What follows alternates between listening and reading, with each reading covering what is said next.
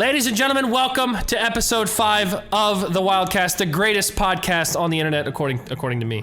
And me, I agree. I think it's the best. The WILDCAST can be found in video form here on YouTube if you're watching it, or there's audio-only versions on Spotify, SoundCloud, and Apple Podcasts. That's 3 platforms. Audio only. They're all linked down below in the description if you're on YouTube, or you can just search them up, the WILDCAST. You'll find it. All the episodes are up there.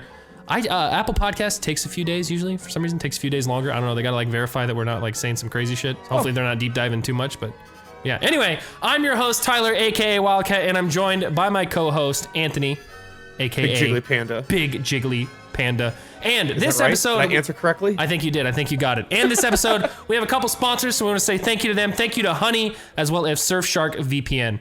All right, guys, a big shout out to our first sponsor today, Honey. Online shopping is supposed to be easy, especially when you can't leave the house right now. So why is it so hard to find coupon codes that actually work? Well, it doesn't have to be. If you have Honey, Tyler, tell them what it is. Honey is the free online shopping tool that helps you find promo codes and applies them directly to your cart. So imagine you're shopping at your favorite site, whether it's Nike, Target, whatever it may be. When you go to checkout, there's a little drop-down box, and all you have to do is click Apply Coupons, and Honey will search the internet for the best promo codes, and you can watch your prices drop. For example, the other day I was shopping on one of my favorite streetwear sites, Minimal, and I bought some belts, saved myself 10% with the click of a button. It was super easy. It was awesome. Just watched $1.50 go right back into my pocket. And on some purchases where coupons don't apply, you can still earn gold towards your account. Like just recently, I bought a new bag off of Coach, and I earned 9,300 gold. That's straight money in your pocket. It's a lot of gold. Honey has found its over 17 million members, over $2 billion in savings. That's billion with a B. Honey supports over 30,000 online stores, and users love Honey. That's why it has over 100,000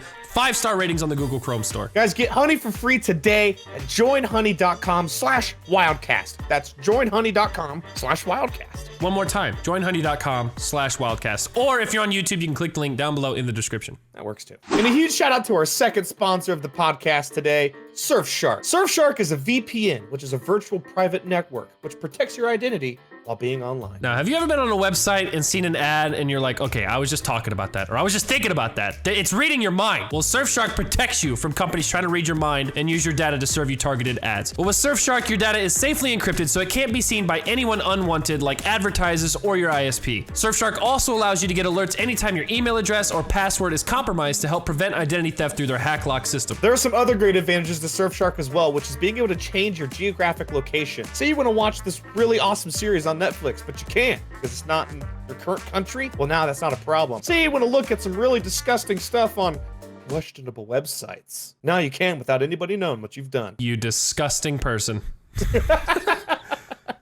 So if you guys want to check out Surfshark, you can click the link down below in the description or head on over to surfshark.deals/wildcast and use promo code WILDCAST to get 85% off plus 3 extra months free. Surfshark also offers a 30-day money-back guarantee, so there's no risk to try it out for yourself. If you don't like it, you can just cancel it. Once again, surfshark.deals/wildcast or the link down below in the description and use promo code WILDCAST. Thank you once again to Surfshark for sponsoring the podcast.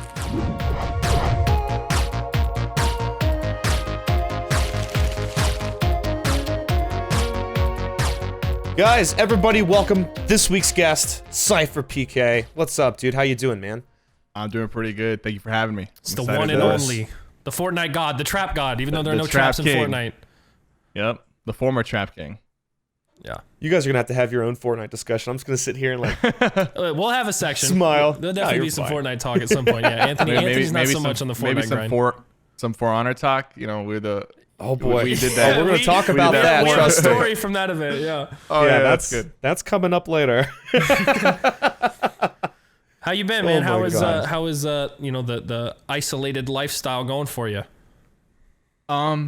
It's been a little bit challenging because I feel like I didn't go out much. Obviously, I stream every day for like 8 hours. I think one day off a week. But for me, you know, streaming and gaming, it's my job. So it's not necessarily my escape. Gaming used to be my escape before it was my job. It's not my escape anymore. It doesn't mean I don't enjoy it. I still love what I do. But just going to the movie theater, like going to my favorite diner theater where I can get a burger and fries and watch a movie, that was my escape. Yeah. And almost all my escapes have been just deleted. Going with the wifey to like a spa to get a massage or whatnot, like those things, I used to do them at least once a week. And that's how I kind of disconnected from everything. And it's been a struggle to kind of find, you know, those escapes. now that can't really go out, Yeah, do stuff like that. So I feel that. I feel that. I mean, it's good and bad for us. It's good, obviously. Like a lot of people, they can't work right now, but us, that's all we can do. Oh, so it's don't get me wrong. Oh, go ahead. No, go ahead. Go ahead. I was gonna say I hate saying this because actually I don't want people who are watching this to think that I'm complaining. Yeah, because no. I hate, like, I know people are struggling. Mm-hmm. I'm just expressing my personal struggle. It's obviously on a much smaller scale, and there's I'm grateful to be able to just play video games from home, but that's just what I'm going through. I don't think I'm sure a lot of people have it worse, and don't want people to think that I'm crying about it. So yeah.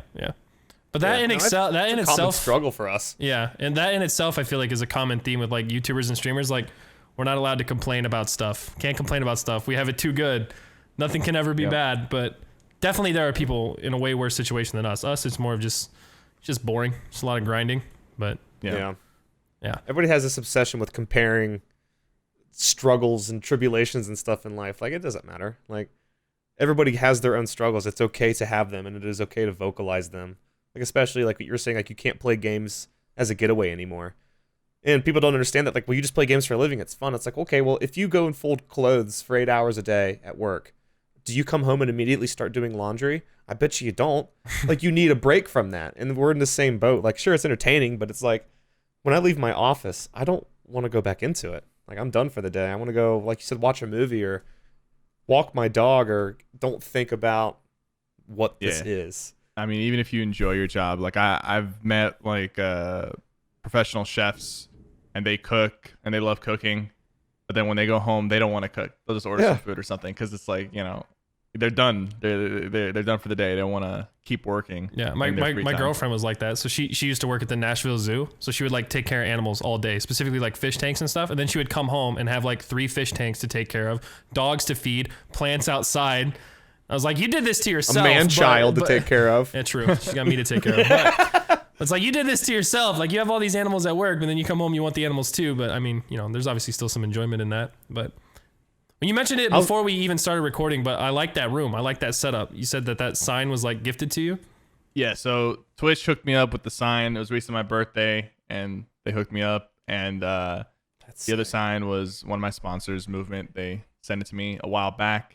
And now that I have both of them, I kind of just got it installed. And the reason I'm in this room, I'm usually in a different room. I have a dedicated streaming room, but this is the dedicated streaming room for now. I'm gonna build like a professional, like ninja Nick Merckx level stream room. But I had to move out of there so that when construction starts, it doesn't affect the stream schedule. So I'm in here. We painted the walls black, put up the lights, put up some soundproofing, and I'll be here for the next 6 to 8 months while we get that other room set up. That's gonna be dope. I want to build a room like that. I don't know if I'm gonna do it in this house. Obviously, I have this room that I could do it, but I think I might be getting a new house sometime soon, and in that house I'll have I'm gonna go ham. I want a big crazy room. I think it'd be sick. Yeah. Obviously, we spend a lot of time in here, so I don't do obviously all the face cam stuff, so I don't need like a super nice background. But I mean, a lot of it is just like mentality. Like when you have a cool, clean setup, like it kind of motivates you. So even if you're not using a face cam, it's not a bad idea. Yeah, for true. Productivity. How long have you been in that house? This house, we built it. It took a year to build. We started the building process beginning of last year, and we got the house towards the end of January. So about 4 months. Yeah. We built it from the ground up. My first ever home that I owned, and we plan to hopefully stay here, just end game. Yeah, that's awesome. So I didn't mean to cut you off, Anthony. I just wanted to ask about the house because I was like, what was the decision behind building a house versus buying an existing? Like, is there something special about this house that you had built in that really was the factor of why you wanted to build? Because like I said, I'm looking at houses right now too, and that's potentially a thought is I don't need a house right now. I'm good in what I'm in right now, but I want that next step. And so that might be building a house that takes a few years. So the first thing we did was we wanted to make sure we were buying a house that had fiber internet, latest internet technology. Oh yeah. And then we just decked it out with all kinds of wiring, Ethernet cables, pre-wired the house with the best Ethernet cables we can get, camera wiring, and then we kind of designed some of the rooms to be potential stream rooms for whatever if we ever have somebody like coming over, like they'll have a dedicated, streaming room and whatnot. So that was just part of it. I guess the other part is that we looked around a lot and we kind of there was houses that we liked and houses that we didn't. But we're like, we're not in a rush. We can build one. It's probably going to cost around the same as buying one that's already made. But at least we get to kind of customize it the way we want to. So that was like the main attraction. But it's hard to build a house. Like my wife was coming over like every other day to check on the building process, and if she didn't do that, like imagine you have the house complete, the blueprints that's the 100%. You wanted to get there. If you don't show up at least once a week to check on the process and check on the construction, you'll probably get to like 85%, 80% of what you actually wanted. They will mess up, the blocks you ordered, the colors. They'll mess up everything. Like literally everything will be messed up if you're not on top of it, and you don't really get a refund. Like they might reimburse some of the things that they like. We had like a list of like 20 things or even more that were wrong when we moved in. But we moved in and we kind of made an agreement with them, like, hey, you guys are gonna come like fix this, right? And they've come to fix a few, and then Corona hit, so like now we're just kind of waiting to see if they're gonna follow through. But like it's small stuff. But if we weren't there from the beginning, it adds up. The whole bathroom would have looked different. Everything would have looked really different. That's crazy. Like, how do you mess that up? Like I'm sure you're like we want these tiles, this floor, this, and then somehow they still mess that up. Yeah, like someone will order the wrong tiles. Maybe like when they're ordering this stuff, it's probably just like numbers. It's like we're ordering like 20 pounds of #5670 thing, and then like they'll probably type one wrong number, and then they'll order like a different color block, and sometimes they'll just use that. That's the amazing part, is that they look at it and they're like, "That's not right. Fuck it, let's keep going." Like it's like a chain of command thing. I think it's like, okay, we picked the parts and we told one person, and then they told somebody to make the order. It's a game of telephone. Then from elementary school. the order goes to somebody who's going to install it, who had no this is like a 4th level like telephone call. Like there's like a lot of messages being passed. By the time it gets to the person who's actually putting the stuff in the house, they don't know. They didn't have that the conversation. Tiles went from gray to brown as it passed through 4 people. Yeah.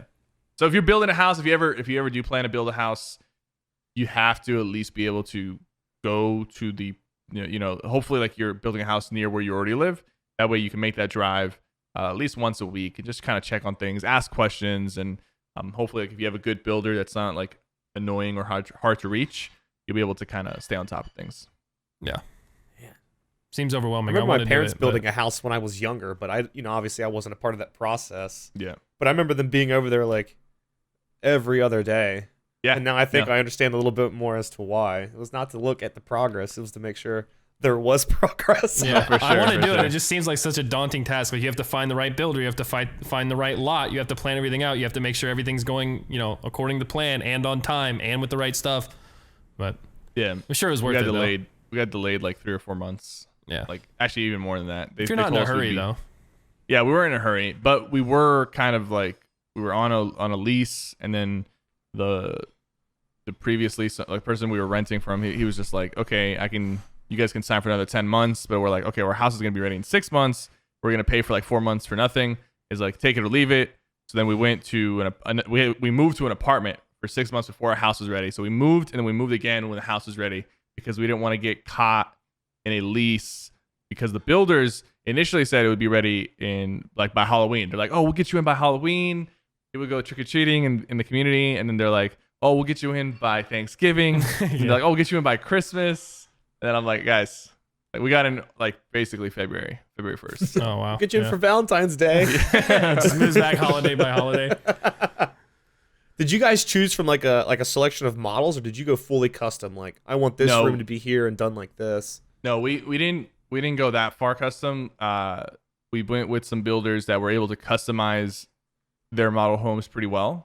So they had a template. We picked a template that we really liked, and then we kind of just had a bunch of options as to how to change it. And by the end of it kind of looks a lot different than what you start with. But you can get like an architect, but that's a whole other fee. Right. Like it's expensive to get somebody to completely design something from the ground up. And some people have done that in this neighborhood, but they have like reserved slots for them, and it takes a lot longer and it's a lot more pricey. Yeah, of course. That's cool though. All right, well, we're going to take it on back now. So we've done some research, and I know, like, you've done other podcasts and other videos and stuff of, like, when you started YouTube and, like, the different channels and stuff. But when did you start gaming? Like, when's the first game you remember playing, like, all the way back? First game I remember playing,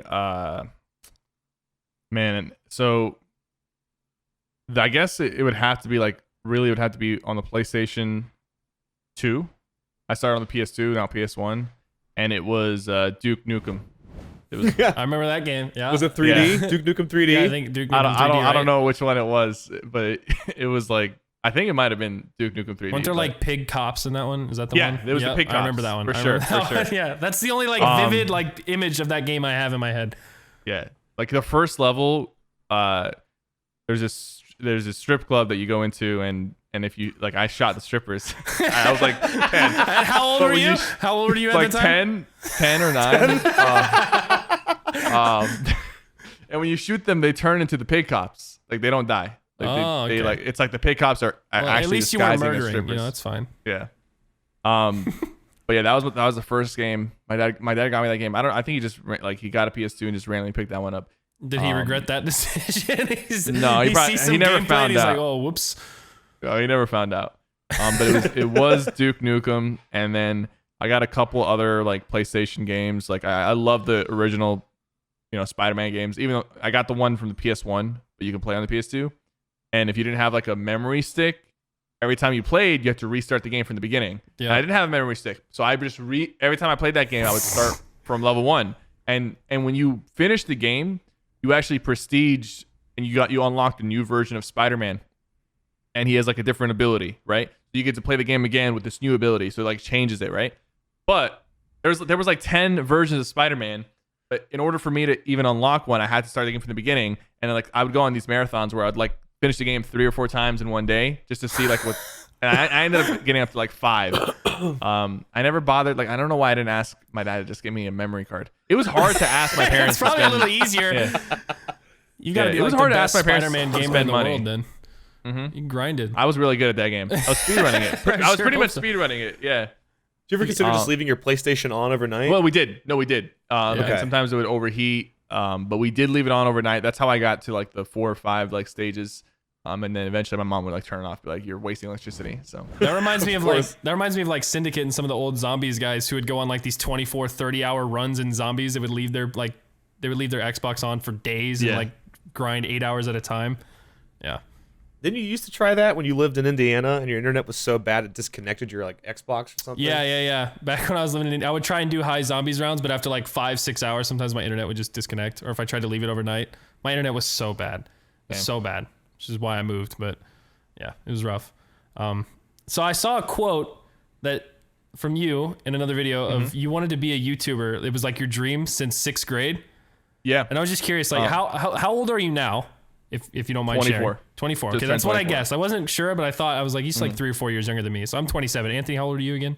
You're 30 now, right? You just turned 30? Yeah. An old man. So trying to think, when was that? 6th grade. So who was on? I was trying to think like who was on YouTube then that influenced you at the time of like that you wanted to be a YouTuber, because that had to be a while ago. It was the RuneScape YouTubers. I okay. was into RuneScape. I was watching Spark Mac, Chris Archie, Yeah, dude, love those guys. Even Gross Score back in the day as well. Oh, Gross Score, yeah. Yeah. No, him, obviously. So those are the guys I was watching on YouTube. So Solid 2K. A lot of the just like the RuneScape legends. Like those are the guys I looked up to were making YouTube videos. And it's actually a little funny because like when I first started video editing, it wasn't gaming content. I was stick editing figures, videos, right? Well, stick figures, but even before that, I was editing videos for my school projects. Yeah. So like you always had an option to like either make a poster board or make a video. No one ever made the video. Yeah. And one day I was just like, hey, let me try to make a video. Maybe I wanted to make a video because I felt like it would be easier than cutting up scissors and stuff and putting tape on paper and whatnot, trying to make a poster. So it was me just trying to like go the easy way, and I started getting into video editing, downloaded some like free editing software. It could have been Movies Window Maker or something else, I don't know. And I just started like editing like school projects, but it was really funny because I actually like remembered some of the songs that I was putting into like these like I would do like a history fair project, right, about like the Civil War, right? And I would just throw in like a Linkin Park like little montage. Please tell me you didn't throw in the let the bodies hit the floor like the classic. I'm pretty be a little messed up to be in a Civil War history video. So no, I would do that and I didn't care. Like I would put like Linkin Park and Hollywood Undead in these like school videos about like history, right? And I would usually like I would do a commentary about like, you know, whatever happened back then, yada yada yada, and I'd be like, and then like this is like the war, and then I would find like a cutscene from a movie about the war, and then I would put like Linkin Park over the cutscene, and just that's the video. Man, everybody in class loved your presentations. They're like, dude, ciphers are lit, dude. This is gonna be sick. It's just how I like, you know, I don't know. That's what I did, and no one really questioned anything, and I got good grades, so you know, I just kind of stuck with it, and then eventually I did the stick figures. Yeah. And then eventually did RuneScape. That's pretty much how I got into YouTube or like editing too. It wasn't like for projects. It was literally, there was a mass media class in our school where like we would make videos to promote like prom or like upcoming like things going on. And we would literally broadcast school news as the announcements every day. And that's where I started like video editing. And that's where I really like started to enjoy it. So it's pretty similar. But yeah, so then when did you make the first channel? I made a stick figure channel, which I have not like revealed. Yeah, so what is a stick figure channel? It's just like this, so there little was, animations? Yeah, there was this program called Pivot, and you would download it, and you could just download stick figures, and then there's like a little screenshot button. So you set up the stick figures how you want, you screenshot. That's scene one or like frame one, and then you would attach these like little like analogs to the sticks so you can move them. Then you would slightly move the stick. And like you move their foot a little bit, move them forward, so tedious. and then press the screenshot button again. So scene 2 or frame 2, and you just keep doing that. And like the smaller the movements you made, the smoother the animation would be. Yeah, do 60 FPS, dude. Go all out with it. If you really wanted to just like, at first I just started off by just like they would go like here, then here, then here. So it was kind of crazy. But then I started getting a little bit better at it and started making a little bit smoother transitions and stuff. I only ended up making like 4 or 5 videos, but they're still up there. One day I'm gonna. Is that on? So it's on a separate channel than your SypherPK channel, right? Yeah. Because SypherPK, that was specifically like, from my understanding, it was like you and your brothers like made a channel together to do RuneScape stuff, right? Yep. Sypher. So PK stands for player killer. It's a popular term in RuneScape, but also in other like MMORPGs. But I got it from RuneScape, and then Sypher was because. It was me and my 2 younger brothers and my cousin. And my cousin's name was Winter Sypher in RuneScape. And his parents wouldn't buy him membership, so he couldn't change his name to something else. We wanted to come up with something like so that we all had the same, you know, clan tag or name. And I'm kind of glad that he couldn't change his username, because like Sypher's a cool name. And that's kind of where it came from. He was Winter Sypher. I was Summer Sypher. One of my brothers was like Fall Sypher and Spring Sypher. And Sypher's a cool name. And usually when you come up with like your first username, a lot of times it's probably embarrassing, or you end up having to rebrand like down the line because it's like whatever. But I know for a fact. I wouldn't know anything about that. My gamer tag was literally my high school mascot and what number I wore in sports. It was WILDCAT 43. And then lo and behold, I make a YouTube channel that starts to get a little bit of traction, and I'm stuck with the name. I still think that's like not as bad as like what it could have been. It obviously definitely could have been worse. I mean, we got our buddy Brock. BB Enterprises. Yeah, so our buddy Brock, his original YouTube name was B&B Enterprises.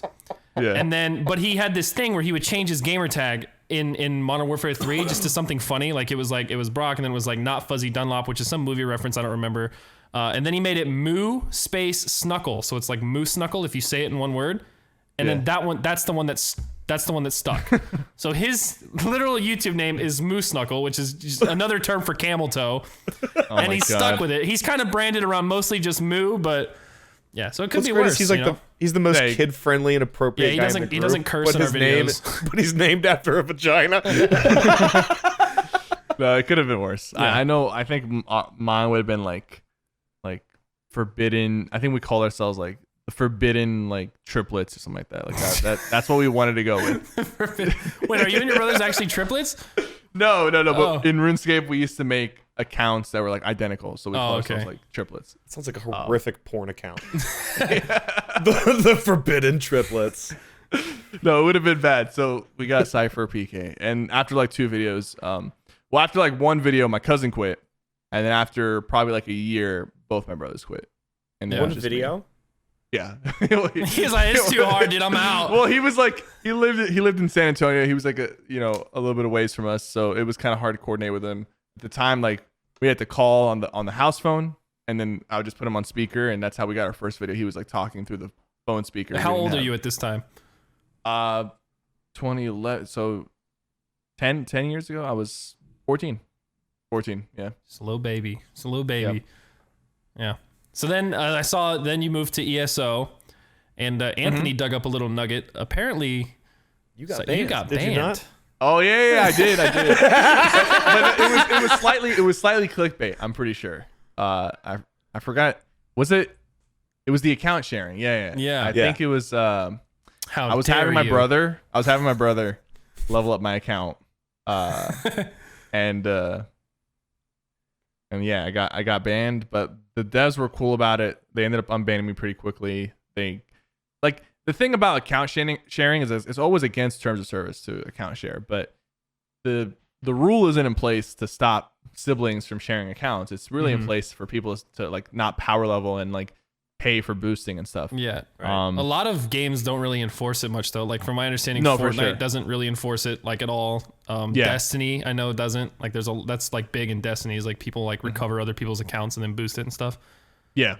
So it was just one of those things where, my brother was on my account and then maybe somebody was trying to talk to him and, assumed that, I was either sharing or somebody else had access to my account. So they would report it. And then like the system detected that, this account's being logged in from this location, my apartment, and then like my parents' house. So it was just like an auto ban, and I made a video out of it because I knew it'd get views. You gotta There's always a bright side. There's always a bright side. Just like the whole F Sypher trend that recently happened. Yeah, we'll talk about that for sure. Yeah. So yeah, I did get banned. I was there was a bit of controversy in ESO around me, but it was always just really like. That's such a minor thing, though. It's always minor stuff. But I was like the young kid on ESO. Everyone played that game. A lot of them were adults, and I was kind of like the youngest big person in the scene.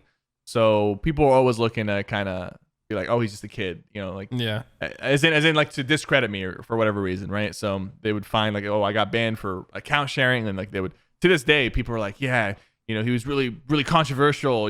People hated him because he got banned. He's like, what did he get banned for? It's like, oh, he was sharing accounts with his little brother. Oh, okay. Well, yeah. Is ESO's community more of like just a content creator based one, or is it like competitive? No, who were you upsetting? I'm curious. It was the casual grown-ups, like the people who the ESO community is very, very anti content creator. A big chunk of the community members are older.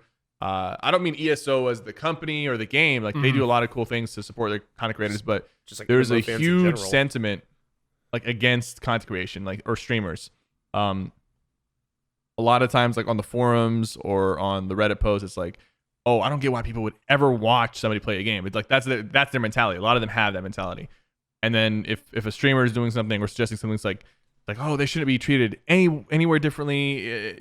Whatever. Like they have like a very standoffish approach to content creation.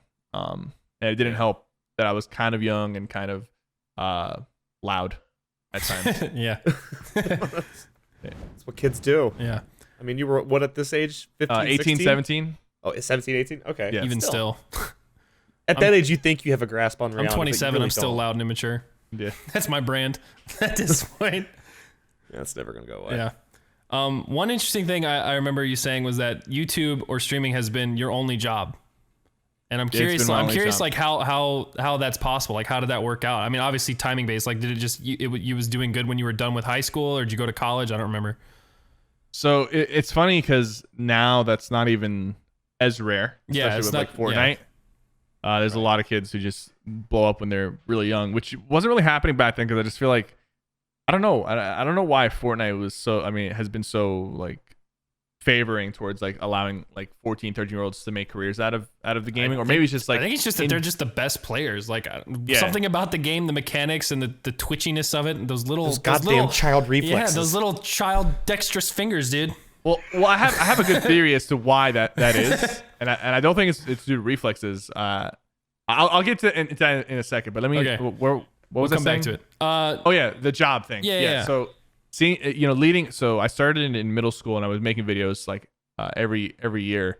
I was making videos, and it was like once a week or once a month. Like it just depends on what's going on. But yeah, towards the end of my high school, I was taking it a little bit more seriously. I graduated 2014, and Elder Scrolls Online came out in 2014. So I was ready to really make a push for ESO and try to like pop off on YouTube and Twitch with that game. And so it was the summer 2014. I went really hard. I started with like 10, 20 average viewers on ESO. And then by the end of the summer, I was about 100. Not enough to make a living, at least not back then, because you couldn't get partnered till you had like 500 average viewers. And then it took me about a year after graduating, and I was going to a community college because I actually, so I applied to the college that I wanted to go to, UT of Austin. And I didn't want to go to college. I wanted to take that 1 year after high school to just really focus on content creation and just see what's going on and if I can make it a job. And I got accepted to that college, and my parents would have been really happy to know that I got accepted. But I forged an email that rejected me from the college. That they rejected you? That they rejected me. Do your parents know about this? I'm curious what their thoughts were when they found out. They don't know. Do we need to cut this? Like, no, we don't need to cut this. Things have worked out pretty well so far, so I think they'll probably be okay with it. But there's a reason for this. There's a reason for this. I knew that they were either going to pay a lot of money to put me in that school, and it's not a cheap school. It was pretty expensive, and I didn't really qualify for a lot of like the scholarships and whatnot. So I knew they were going to pay a lot of money to put me into that school, or they were going to make me pay with like the money that I saved from content creation leading up to that point. And I really needed to keep that money for like equipment upgrades and whatnot. So I knew that if I got accepted, and they would just force me to go, like it would just be too much pressure not to go. So I forged that rejection letter and then said I'll just go to community college. I paid for those classes. I actually ended up canceling a lot of them and just would go to campus and just pretend to be at school for the day while I was just kind of like on my phone thinking of video ideas. That's pretty much what I did the last like year I went to school. I just showed up, didn't pay attention. And then after that, by the end of that year of like pretending to go to community college and make like streaming and uploading when I got home, I reached like the 300 to 500 viewers that I needed for the partnership on Twitch, and things were looking up, and my YouTube channel was taking off. And I was like, okay, I can do this for a living. And then I told my parents that I was gonna get my own place, and they said, okay, you have to make enough money to support yourself for at least 3 months. And that summer, the summer of 2015, I did. Like I made, it was like every month I was making enough to support myself. And I'm like, okay, I'm ready to get a apartment. And I guess they didn't think I was gonna be able to do it, so they said, no, you can't get an apartment. I'm like, well, I'm 18. I'm ready to take on what I need to take on and like pursue content creation. They wanted me to quit still. So I just packed my stuff in a big black trash bag and put my computers in some boxes. And then like one day without like anyone noticing, I just like slipped it into my car and drove, and I got a hotel for a week while I was looking for an apartment. Gotta do so what I basically ran away. I basically ran away, but I was 18. You're so it's 18, like, yeah. I mean, that's really like the only, if you want your parents to get off your back, like if you're not in their house, like, cause like I had a like kind of a rocky relationship with my dad sometimes when I was in high school. But once I got into college and started moving out, like our relationship got so much better that I just didn't see him on a day-to-day basis, and like, didn't feel like he didn't feel like I had responsibilities of things to do at their house, obviously, because I wasn't living there anymore. So yeah. It was like a pretty big risk or decision for me, because up until that point, like I've always been really good with my parents and really like did what they wanted me to do in school and sports or whatever. So it was the first time I really like defied them like majorly. Yeah. And it was a rough relationship that first year of like living on my own and stuff. But then after that, things started getting a little bit better. Yeah. It's just crazy to think, like, 'cause you saying all this stuff is happening in 2015, and I'm just like thinking of where I was in 2015. Like my stuff was, you know, we were all kind of had been established by that point. Just to think like behind the scenes, not a ton of people knowing, like, here comes SypherPK, man. Yeah. Just grinding, making moves. Yeah. Yeah. It's just cool to think about. Most people forge acceptance letters. This man's forging Forged a rejection letter to pursue the bag. Yeah, I probably could still find that email. Like it's an email that I have access to. Oh my god. And my parents still don't know. I just if they find out, I'm sure they'll laugh it off at this point. It's been a long time. It's water If anything, they might be happy at this point. They might be happy that I did get accepted because they were really disappointed that I got rejected. So maybe they'll be like, well, at least he did get in, you know. We knew something was off. Oh my god, that's great. They thought like they did have their suspicions of me just like throwing the like, what do you call it?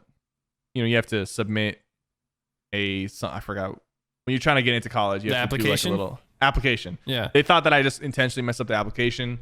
But my grades were like too good to like just based off of my grades and where I finished in my class, I was like guaranteed admission, but they didn't really know exactly how that worked. So they were a little bit suspicious about why I didn't get in, but I was just like, it's okay, I'll just save money and go to ACC and then like transfer to UT Austin when that's done. So I don't think my parents ever realized how bad my grades got when I was in college. Like when I got in, I had an academic scholarship and like I had half my tuition paid for, as long as I kept my GPA above a 3.8. And the first year I had a 3.9, and the second year I had the 3.8. But then that third year, which is when like my YouTube channel really started to take off and I just couldn't focus on anything but that, I went from having a 3.8 to being on academic probation within like a semester and a half. And I don't think my parents ever realized my grades got that bad. It was just around that time I was like, man, I think maybe I should just do this YouTube thing full time and stop going to school. In reality, I was like failing. Like it was I have to stop going to school. They're going to make me stop here soon. I couldn't go back to my community college. Because of how many classes I would just register and then drop for those 2 semesters that I was there, they ended up like blocking my account and saying that I can't sign up or go to a class until I meet with a counselor because they're concerned. So, and then I never did because that's when I was like, okay, I'm getting out of here. Like, I'm gonna go stream.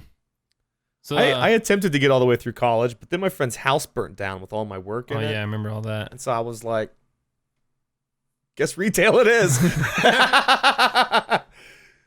Which is fine. It taught me a lot about how to run like the business side of what we do, because there's a lot of that. People think we just play games forever. Like I just sit here from 9 a.m. to 9 p.m. just furiously gaming. I love when people tweet me angry that's all I do all day. It's like, you just play games all day. Like I hardly play games. You know me. You know me so well. That's exactly what I do. Yeah. Yeah. No, there's a lot that goes on behind the scenes. A lot, and if you don't set those stuff up, you're just gonna fail, or like you won't. You'll just get passed. Yeah. A lot of important stuff. So you're streaming ESO, and then the first BR game you tried was it H1Z1? Because that was the first BR that I got into. Was H1. It was, yeah, H1. And I sucked. I sucked at BRs. I sucked at shooters because like leading up to that point, I was only playing RuneScape and then Elder Scrolls. So and any shooting game I played, which was Halo 3, which on was console. with a controller. Yeah. So I didn't have like a FPS mouse to use or even like a good system to run H1. So I never I played it, but never really got into it because I was really bad at it. I got decent at it, but I started off playing. I literally played on a laptop with a 60 hertz monitor, a terrible mouse, and like I was pretty like the only PC games we had played before was like Prop Hunt, where I'm literally just like chasing around a little soda can as it runs around a map. Like not really that intense. But I got decent at it towards the end of it, and then obviously that game kind of fell off, and then I was just curious, like, did you move to any other BR games after that, or like when did Fortnite step in? Because there was like a good year or two gap of where H1Z1 kind of fell out of popularity, and when Fortnite kind of came on the scene. Well, that was when PUBG popped up, right? Yeah, PUBG came up a little bit before, in between there. So for me, it was like RuneScape up until ESO, and then ESO up until For Honor. And then For Honor up until Fortnite. But then during that, later ESO years and during the For Honor years, I tried H1. I played a lot of Overwatch. I ended up getting like top 500 in season 3, but my viewership was so low on Overwatch, and I ended up just like not pursuing it. Even though thinking back now and kind of understanding how growth works, and how it kind of went with Fortnite, I probably should have stuck with Overwatch and just kind of, force the issue, and I might have been like a bigger streamer leading into Fortnite. But that's a whole other situation. I just wasn't willing to like risk with what the viewership I had, which is kind of scary because like I just made it and I feel comfortable and I'm getting the viewership that I was getting on like For Honor and ESO. And I just didn't want to like drop all of that and potentially lose it. But now I kind of have a better understanding of like the streaming space, where when you are trying to like grow a bigger audience, you do have to take that initial dip when you're going to a different game. Yeah. Right. But yeah, I dabbled with PUBG, dabbled with Overwatch. Like I really liked Overwatch, and then dabbled with H1, but didn't really get into. I didn't really like BRs.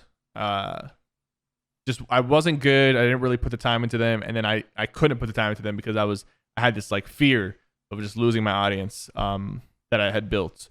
But when Fortnite came out, what was different was at this point, it was like towards the end of my time playing For Honor, and I was like, my viewership was going down like big time. Like I went from averaging like 600, 700, 800 viewers on Twitch to like 300, sometimes 250 on For Honor, and I was like, if I keep at this, I'm just gonna like fade away. I'm not. Is that just kind of the game's hype itself, like kind of dying down? Yeah. The For Honor hype died down, and I ended up going back to ESO when that happened for a couple of months, like leading up to Fortnite. I went back to ESO. My viewership jumped back up because ESO was just doing a little bit better, but I was like I hated that position I was in, where I was like, okay, I'm playing a game that was dying, and my viewership was dying too. And I was kind of tired of For Honor, and my solution was to go back to a game that I already played for a couple years that I was tired of, and I already reached like my cap in that game. Mm-hmm. Like there's no higher point to go. So I was kind of just sick of it, and I was ready for a game to come out that I was into, but it was also popular. And when Fortnite came out, I was just like, this might be the one. I started playing it from like the first week of the BR. And I was dabbling, and at first I was like, this building sucks, bro. People are just camping in one by ones. I don't like this game. I wish there wasn't building, right? That was my initial thought. I hated the building. And I was dabbling in it for a little bit, and I was like, if I really want to get good at this game, I have to just quit For Honor and Elder Scrolls and just like pursue it. And I'm having fun, even though I sucked when I started, and I was like, I'm having fun, but I have to really take this risk. And my viewership was like about 100 live viewers after like averaging like 500 for a couple years. So it was scary, but I was like, I either do this or I, fail as a content creator. Like, I was kind of stagnant for a long time. And took the risk. Yeah. Absolutely. I mean, that's you're right. That's kind of how it works with every game. Like when a new game comes out and you try to switch to it, like it even happens on YouTube. Like if I've uploaded some videos on Valorant. Like they didn't do very well, like at all, compared to what I'm used to uploading. But I gave them a fair shot. I uploaded like 5, 6, 7 of them, and I was like, maybe hopefully one of these starts to pick up. If it does, then maybe I'll come back. I'll dive more into it. But you also like have times where the game doesn't really pick up as much. And Valorant, at least on YouTube, for me, hasn't really taken off a whole lot. But it's still something that I'm like going to keep in consideration. And if maybe it seems like something that's starting to build back up hype. But I guess it's a little different for Twitch streaming though. I mean, with YouTube, obviously, I can upload a video of Valorant one day and then Modern Warfare, which I'm playing consistently the next day, and go back and forth. I feel like with streaming, you kind of can do that, but kind of have to choose one way or the other. Depends on the streamer that you are. Yeah. I feel like personally, I have a bit of a curse with the way I make content and the way I stream. Is it kind of pigeonholes me into like 1 or 2 games, because the appeal of my content a lot of times is like the educational stuff, like Fortnite How to Win series.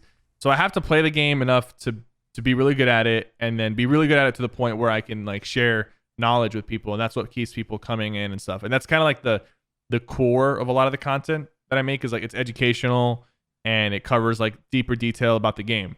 So that requires me to really just play that game a lot to be on top of all of it. Recently I've been transitioning my content to be more, entertainment focus, just purely about the storytelling that we're doing, the people that I'm playing with. And I'm trying to make that transition a little bit more. That way, when I'm playing other games, like when I'm playing Warzone, or whatever comes out, I got a little bit more wiggle room in terms of like keeping audience retention. Yeah. Because that obviously won't be really good when I swap to a new game to be able to like tell people like tips and tricks and whatnot. Yeah. So one thing I noticed, at least recently, is like just how much your YouTube channel has just taken off in the past 2-3 months. Like obviously your channel was doing really well, but it's crazy to me that your channel is doing so much better now than Fortnite when it was at its peak. For sure. Yeah. And a lot of that is because people are staying home and watching more videos, but we really have been on the rise even before everybody starts staying home. And a big part of that was just changing my mentality and also like quitting competitive Fortnite. Yeah. I was scrimming like on stream every day, like early 2019, late 2018, and it was killing my channel. It was killing my vibes. And I was really diving into competitive, and there wasn't a lot of content being made. And once I was able to understand that, first of all, playing competitive from Texas with like 50 ping in tournament servers. Both servers. Yeah, both ways. On both servers is terrible, right? I have to like work twice as hard as these pros, and I can't because I'm streaming and doing all this other stuff. And then on top of that, I'm not really like making content. Like I'm not progressing my content, both on Twitch because of low viewership during scrims, and on YouTube because there's like you can't just upload scrims to YouTube. So initially, I really wanted to be like Fortnite player, but also make content. And then I realized like if I really want to do this right, I can't just be spending all this time practicing competitive. So once I quit competitive and really stopped doing those scrims and whatnot, like I still play in the tournaments here and there just for fun. But once I really stopped putting a lot of time and effort into it, I was able to just create content that people wanted to watch that was funny. I was doing the random duos more often, random squads. I was on the Fortnite fashion show trend for a bit, and now we're just like thinking of like any cool Fortnite video idea, content related, and tell some funny stories and whatnot, and just it's been really taken off. Yeah, like I think we went from averaging like 10 million channel views per month, you're at like 70 to 20 million now. And now we're at 70. And yeah, like we just want to keep this momentum going. It's insane. But the biggest credit I want to give is just not focusing on the competitive side of the game and just focusing on the fun, casual side. Yeah. No. Did it kill your desire or enjoyment of the competitive aspect entirely, or was it just trying to create content while still being competitive? So I still play in the tournaments because I like to compete, and I still want to do well in those tournaments. But I know that I won't if I don't put the time into it. Just the sheer amount of people now that literally all they do all day is scrim or do creative and literally just work on getting better at the game. Like unless you're doing that also, you cannot keep up. It doesn't matter. Like it. Yeah, and I hate when people think that it's because I'm not talented. Like it's a time thing. It's truly a time thing. Right. If I put all my time into competitive, into creative, into box fights, build fights, VOD reviews, working with like a Fortnite coach or whatever, to like, join, like watch me do the tournaments. Yeah, these are literally all things that like the top 1,000 players do. Yeah. Like that's what's crazy. And if you're not doing that, you're not going to be up there. But then like people try to insult people as being content creators or like just being trashed the game, where in reality, like almost every Fortnite content creator, if they wanted to, because it is a time thing. It's about how much hours you put into improving your competitive like grind. If they wanted to, they could dump all their time into competitive and do well in tournaments. But what that would result in them like losing out on sponsorships, not getting as many views on YouTube. And then people a lot of times when I mention this, they bring up players like Booga or Tfue. They're like, well, they do all this stuff and they compete and they do well. And I'm just like, in reality, like, not to the level level you don't know that behind you the scenes. Yeah, because people don't know what goes on behind the scenes. They just look at like a live view count. Mm-hmm. Like Booga will have like 25,000 people watching him play a tournament. But in reality, if Booga went the content creator route after winning the World Cup, like purely content creation and like focus on that, he could be lining up a lot more sponsors. He could be getting a lot more views on YouTube. He's a competitor, and he chose to keep competing, and there's nothing wrong with that. It's not a wrong decision.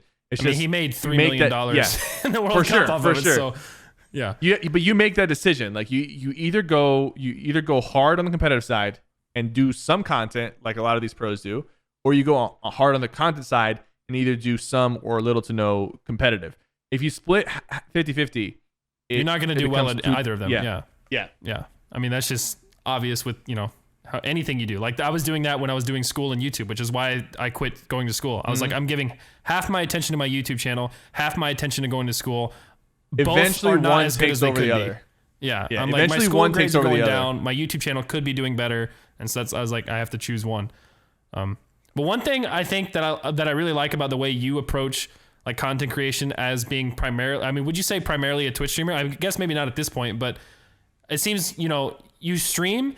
And then while you're streaming, you like make a YouTube video, which I like because you get to make YouTube content that is thoughtful and you put thought into it and it's planned out. It's not just like the best game from the day ripped and uploaded, which can get super monotonous. Which was what I used to do back then, and that didn't work. Like it's never going to work as well. I always made the analogy that it's like going to a restaurant and they're serving you like leftovers. It's like it's like I already saw this, like pretty much. Yeah. But actually having some thought into it and then editing on top of that after the fact of like recording it. Yeah. I think that's one of the reasons, obviously, like your YouTube channel is doing really, really well. For the first time ever, I'm recording videos off stream, which I never used to do. I used to always like create the videos while I was live. Even in ESO, I used to do that. I used to like make build videos or tutorials while I was live streaming. That way I didn't have to work as hard or like double the hours of, playtime. But you do have to be a little bit thoughtful with it. My YouTube editor, he acts as a YouTube manager as well, and he'll have ideas laid out and things planned out ahead of time so that it's easy for me to execute these videos while live streaming.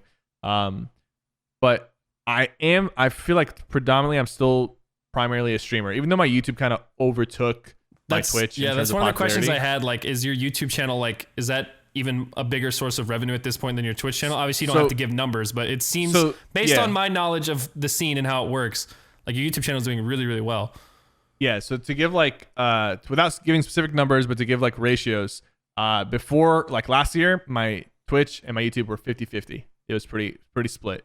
But I was putting like 90% of my time into Twitch and then 10% into YouTube because I don't edit my own videos, and a lot of the videos were just best clips of the day, right? Mm-hmm. Now that I'm kind of focusing on the videos that I upload and don't just upload like the best game of the day, my time is probably like 80-20 or 75-25. But in terms of revenue, my YouTube now is like 3 or 4 times bigger than my Twitch. Yeah, that's kind of what I figured, but I wasn't sure, obviously. Yeah. But which is great because now I'm more willing to take like a day off. Like, I take every Monday off anyways, but like lately I've been more willing to take like an extra day if I want to, and I'm also more willing to just like on days like today I woke up and I recorded a video with my little cousin on Fortnite for today's upload. So I'm more willing to just like record videos off stream and just like feel like accomplished that I uploaded a YouTube video because like I know that the YouTube channel is doing really well. So still streaming like nearly 200 hours a month, which is above that's average. A lot. That's a ton. Yeah. I mean, that's literally more than a full-time job. That's 50 hours a week. 50-hour weeks. Yeah. But the dream is to eventually be able to just like stream like 100 to 150, put a lot of effort into like the YouTube content, and then like just like try to grow it like that because that's a little bit more of a healthy lifestyle, and I'm able to kind of be more creative with my videos. Yeah. And even my live content would benefit because I wouldn't be as burnt out. Yeah. People always ask me like, why don't I stream more? And the main answer is just I enjoy doing YouTube more. Like I enjoy the process of like the creative process of like thinking of something while no one sees what's happening. This is all going on like behind the scenes. It's not live. Thinking of an idea, recording it, editing it, and then pushing it out there as like a finished product and seeing what people think about it. Like that was always more satisfying to me than just being live on Twitch all the time. Yeah, I've always enjoyed the YouTube side of things more for that reason. And also obviously the benefits of not having to be live all the time and having a mental breakdown about taking 2 days off and losing, a fifth of your revenue or whatever that month because you decided to take 3-4 days off or whatever. which is crazy. Taking time off from live streaming sucks. It sucks. You immediately see like a drop in your sub count. It's like a live number. It's just like keeps dropping when you're not streaming. Yeah. Even when you are streaming, it drops. I want to reach back. So when you and I first met in person, it was during the For Honor event in was it Montreal? Yeah. Did you not? I could be wrong here. I could be thinking of somebody else at a completely different event. But did you not go rent out like an internet cafe to not miss a day of streaming or something? Yeah, that was me. Yeah. See, that's the kind of dedication like, you don't see that shit. This man rented an entire fucking cafe. Yeah, we rented like a big chunk of this cafe, and they gave us like a private like room in their cafe so that I can stream while I was at this event. And thinking back at that, I'm like, man, I really wish I was just chilling out in Montreal with the boys instead of having to like worry about streaming. But that fear, like that anxiety, it doesn't go away. It's gotten better. It's gotten better, primarily because of the YouTube success. But it doesn't go away. It doesn't completely go away. Like yesterday, I streamed for 3 hours. The day before, I took off, and the day before that, I streamed for 3 hours. And that's like the lowest I've streamed in the past couple months. And I felt like I was having an anxiety attack yesterday while spending time with family. I was just like, oh man, like, you know, I should probably stream. And even last night, I really shouldn't have streamed. I was kind of tired, but I did anyways. And I was just like, okay, well, I'm taking Monday off as well, and then maybe I shouldn't take Monday off. But I was like, no, I need to. I can get my schedule back on track, and by Tuesday I'll come back strong. It's a tough like mental thing to always having to be live. Whereas on my YouTube channel, like I had videos planned out during that trip. Like I had a video every day going up, and I was like, and eventually I want to get to a point where I'm not uploading every single day as well. Like that's also kind of like been a thing where I've kind of set that standard of daily uploads, and I even have like the second channel where we almost daily upload, but I also want to kind of get just like more quality out of the videos. I still get that feeling from time to time. Like it's because obviously like there's the YouTube side of things, but also like I have a lot of stuff going on outside of YouTube, and there's a lot more to YouTube obviously than just making videos. Like obviously playing the game, recording the video, getting the video edited, all that kind of stuff. There's even way more just beyond that, as well as streaming. And like it's gotten to a point where like I feel guilty for like enjoying a weekend or like going and like doing something that's just for me, just to enjoy it. And I'm like, man, I should be doing this. Like, I don't know. And I hate it. It sucks. Obviously there's a lot of benefits of doing what we do, and I'm not like here to complain, but it's just, there's a whole different level of anxiety that goes along with this stuff. Even doing YouTube, like obviously I don't have to be live streaming to, you know, to feel like I'm working, but just the fact, literally just like having a lazy Saturday. I'm like, man, I should be doing this. Self-employed, you know, because there's no salary, there is no paid time off. You can clock in any hour of the day. Yeah, it's no one's gonna tell you to do that job, so you have to do it, and then that mentality never goes away. Yeah, of like I could watch a movie, or I could go record a video for 90 minutes. You know, it's like I could be productive and be miserable, or I could enjoy myself and just fret the whole damn time that I'm not being productive. There's no winning. It's like imagine you worked a regular job and then you got home from your job and you started watching a movie, and the whole time you're watching the movie you're like, man, my boss could text me and tell me I'm fired at any point in time. Like, like that's kind of how the feeling is. Obviously it's not that dramatic, but yeah, it's not fun.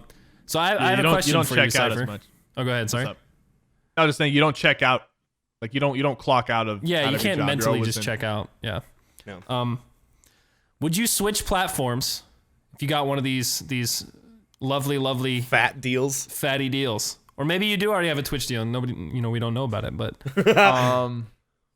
I've been approached by a few streaming platforms, and it's just the numbers at the time didn't make sense. And ideally, like I really do want to stay with Twitch, but like, there is a number. Like, everybody's got a price. There's a number. And YouTube's not a bad place. I feel like there's a chance that I would have more live viewership on YouTube, because of how good my YouTube is doing. And you know, Mixer or whatever else isn't off the board, but those would require even bigger numbers, because I just know that it's tough. Like even like the biggest streaming faces in the world, Ninja and Shroud, took huge viewership hits and haven't really like recovered those viewers necessarily. And they weren't expecting to, but it's just like huge viewership hits. You just know going into it that that's the case, whereas YouTube, you're probably not going to take the hit in viewers. It's more about just like moving your community to a new platform and and then potentially like less subscription revenue or whatnot, or less maybe even less advertisement, because like sometimes there's companies that just want to work on Twitch and want to advertise on Twitch. And then having like a Twitch and a YouTube, I'm able to kind of like you're diversified. It's nice ways, for sure. And like adpocalypse would affect both my stream and Twitch, or I mean, my stream and my YouTube videos, if that ever happened again. Whereas like if I'm on Twitch, I'm kind of safe from that a little bit. The streams are, at least. So I like Twitch. There's always a number. There's always like a of course monetary number that would get me to switch. But you know, hopefully, if I keep going and keep growing with Twitch and YouTube, maybe I'll see myself with a Twitch deal. Like some of the current big Twitch stars have kind of like a lot of Lupo, right? Tim, Lupo, Nick, Doc. you know, Doc, Pokimane, all lining up Twitch deals. And I see myself as just like one tier below them in terms of like size on Twitch. Not in my eyes, Sypher. Not in my I eyes. appreciate Your that, channel's huge, dude. What are you talking about? I guess one tier below them when it comes to me playing other games other than Fortnite. But when I'm on Fortnite, I would say like, yeah, I'm a tier 1 streamer in terms of like how many people watch me play Fortnite. But I'm still trying to get people to watch me play other things at that level. Like 10K plus viewers. I feel like that, like for me, 10K plus viewers is like tier 1. Like that's like the top streamers is 10K plus viewers. Yeah. And for me right now on Fortnite, I average over 10K, but on other games it's like 3 to 5. So I want to eventually get my core audience, which is like the 3 to 5K that watch me play pretty much anything, single player, you know, Warzone or whatever. Try to get those up to 10K so I can like feel more solidified in that sense. But that's just like my streaming goals. I don't feel inadequate, just something I'm working towards. Yeah. But yeah, maybe a Twitch deal. I've always tried to put myself in those shoes because like I actually have I'm signed exclusive to stream on YouTube. You know, like guys like Courage and there's some other people, but obviously I'm not a streamer first and foremost. I'm a YouTuber first and foremost, so it's a little bit different for me. So to put myself in those shoes, like what would the number have to be to like not upload videos on YouTube anymore? Like go to Vimeo or something, or like, and I just like, that's so terrifying. It is super terrifying. Obviously it's a little, you know, for you now in your position with your YouTube channel doing well, it's not as daunting, but like if, you know, but going somewhere else would be daunting. Yeah. Like going to Mixer or Caffeine would be scary. Yeah. Because it's even like at the end of the day, like even with the big payout, like there's still a side of me that there's a big side of me that just doesn't care about the money. Like I'm very comfortable where I'm at. You know, I have a lot saved. I'm, you know, financially like smart about where I'm putting my money and own my house and whatever. But like beyond that, I feel like just having a huge cut in viewership would make me sad. Like it would make me demotivated to stream. Yeah. Like you build up a huge Worked audience hard for those numbers, you know? Yeah. And then that goes away, and then sure, like that's going away, but you're getting a huge paycheck, like retirement worthy paycheck. But at the same time, like I don't know if that is gonna be completely enough to not make me feel just like sad about you know, having a smaller audience. But you never know. Yeah, because I'm in a position now, I mentioned it to these guys, where like I don't really pay attention to like my month by month like earnings, like my revenue on YouTube. Yeah, me neither. Like I'm in a position where like, you know, luckily I don't have to worry about it. Like it's not going to be the difference between me eating or whatever. Like I'm doing well. But what matters to me more is like my month to month subscription numbers and view numbers, just in terms of wanting to make sure my channel is progressing and not falling off and stuff. So I get you in that sense. Yep. And Totally then the understand. creative process of just making like videos that you're proud of, like that's a big deal. And I feel like that could easily take a hit if you were to like upload your videos to Vimeo or whatever. Like, if you sign like to put a bunch of time into a video and then upload it on Vimeo and get like 3,000 views compared to my, you know, current like 500,000 to 1 million. It's like, well, that sucks. Yeah. All right, Anthony, I want to circle back to that For Honor event. Sypher, do you know what happened? No, I'm one. Like, was it while I was streaming? Anthony will fill you in. It was during the event while So we were there. I thought you mentioned For Honor because you knew about what happened. Oh no, I don't know what happened. I was out of the loop. Okay, so to fill in you and obviously everybody listening, all three of us here were invited to Montreal by Ubisoft to participate in a For Honor like 5v5 content creator tournament. Anthony and I did not know about your For Honor past at this time either. We did not know you were. We did not know that. God. Yeah, like you and TG and all these guys were like the holy trinity Tournament of For winners, Honor. yeah. And so I'm a casual gamer. Everybody that watches me knows that. I'm like the modern Woody's gamer tag, except not 40 and making stupid comments.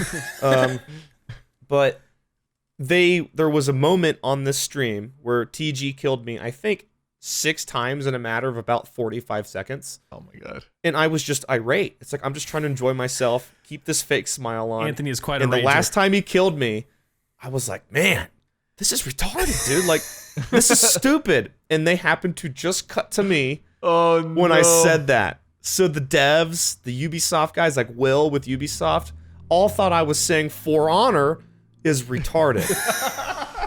But what I was saying is that I just died 6 times to TG in under a minute. I'm retarded. But they took that the wrong way, and I literally have not worked with Ubisoft since. Damn. But They hey, like cut me off. it was a fun time in Montreal, though. Oh yeah, it was a great time in Montreal. I remember specifically the best part about that entire trip was getting to meet new people. And when I took a bathroom break, the guy sitting next to me, I'm pretty sure is now deceased. I have never heard sounds like that come out of a human being. I will never forget that. Wasn't I will there never- also like a huge argument because Oh, because we were gonna one team was gonna let the other team Okay. win or Yeah, something for the that's when sake. Luke got pissed. It was first team to 3 wins. Yeah. And Somebody was supposed to throw around or We something, won the right? first. You were on my team, right? So it was yeah. me, you, we Nogla. won, right? Yeah. Yeah. So we won one, they won one. We won another one. And then they said, let's tie it up 2-2. Because actually we were the one that they won, we kind of took it a little bit easy because we didn't want to just 3-0 sweep, right? Because we did have the people like me who played a lot before and it was we're good at the game. So we wanted to have it to where it was 2-2, and then in the last match, everybody just plays to the best of their abilities, anything goes. Yeah, I remember that. That being the plan, at least. Yeah. But we ended up winning 3-1, and I think what happened was it was just either we just kind of got tired of it. We're just let's just finish the matches. Yeah, we just wanted to go. We just wanted to we just wanted to end and who was it who got really mad? cartoons. Luke, our buddy Luke. He got really He was not he was like, pleased. don't talk to me. Don't talk to me. He's like, don't fucking talk to me. If I knew he was gonna be that mad, I really wouldn't have. He was an hour later. He was over it, but just at the time he was really pissed. It was kind of funny, but created some tension, yeah. But, Hey, that cake they had was baller, though, right? yeah, dude, I didn't know that that happened with you about the whole. Oh, yeah. I've literally not worked with them man. since because they think I insulted their game. Ubisoft, if you're listening, I want to say this. I did not say your game is retarded. However, I will say now, that game sucks. That's toxic. That's fine. They're not watching. They haven't kept up with me in 18 months. I'm trying to think of any moment that I had that was really kind of, I guess, potentially embarrassing or. Have you had any moments on sponsored events where you've really messed up? Yeah, because all of our Whether stuff it be usually streams we're not or- used or to it being streamed. Capture events? We're used to No, we recording usually a can sponsor. edit those things out. Yeah, Yeah, we I've edit that done- stuff out. No, I've done a lot of live sponsored events and nothing really sticks out to me as going wrong. Jericho recently had a Burger King deal and he called them McNuggets. Within the first 60 seconds. That's Have tough. you ever done anything like that? No. Where you've just totally just I'm never working with these people again. No, They- I they think will I do never- a lot of prep before a sponsored stream. I have my agents will send me a sheet with everything I need to say, everything I can't say. Please Right. don't refer to I don't know. Don't reference other games or titles. Yeah. And it'll give specific I guess when I went to the NASCAR race, I did a thing with NASCAR, and one of the terms was please do not reference the Confederate flag. There's gonna be Confederate flags on your stream. Do They're not gonna talk be there. about it. We don't talk about them. But no, I've been pretty good about that stuff. I have one embarrassing live stream story, but this was Let's hear it. this is I don't know if I mean Listen, I'm gonna say it. you but don't I- gotta put yourself on blast like this. You're either going It's to tell up me to this you. story or you're I'm going to gonna- show I'm us gonna some say- stick I have to figures. say You it We know can now. it. talk Just about say it it now. after all this, I have to say it now, but The viewers want to hear one of two things. You're either going to tell us a bad story, or you're gonna debut a stick figure video for us. So here's your choice. Here's a story. This was when I was 18. This is before I met my wife, my beautiful, loving wife. She's very lovely. I've met her. She's very nice. Nothing but good things to say. Gotta preface it with that. So I was done with an Elder Scrolls stream, and I didn't end the stream, but I thought I did. Then I had a Skype call. Okay. And I was talking with this girl. And nothing crazy. Nothing crazy. Like a vocal Skype call or like vocal. Okay. Vocal, not video. And then there was another girl that I was talking to that messaged me. So I wanted to talk with her instead. So while I'm live, I told Sypher was a player. Well, so it was just like I said, this was before I met my wife, before we started dating. While I was live, I told the one I was talking to that, I needed to go. My mom was calling me. So I hanged up and then answered the other call. And everybody's hearing all this. And the thing is, there might have been like 150 people watching, right?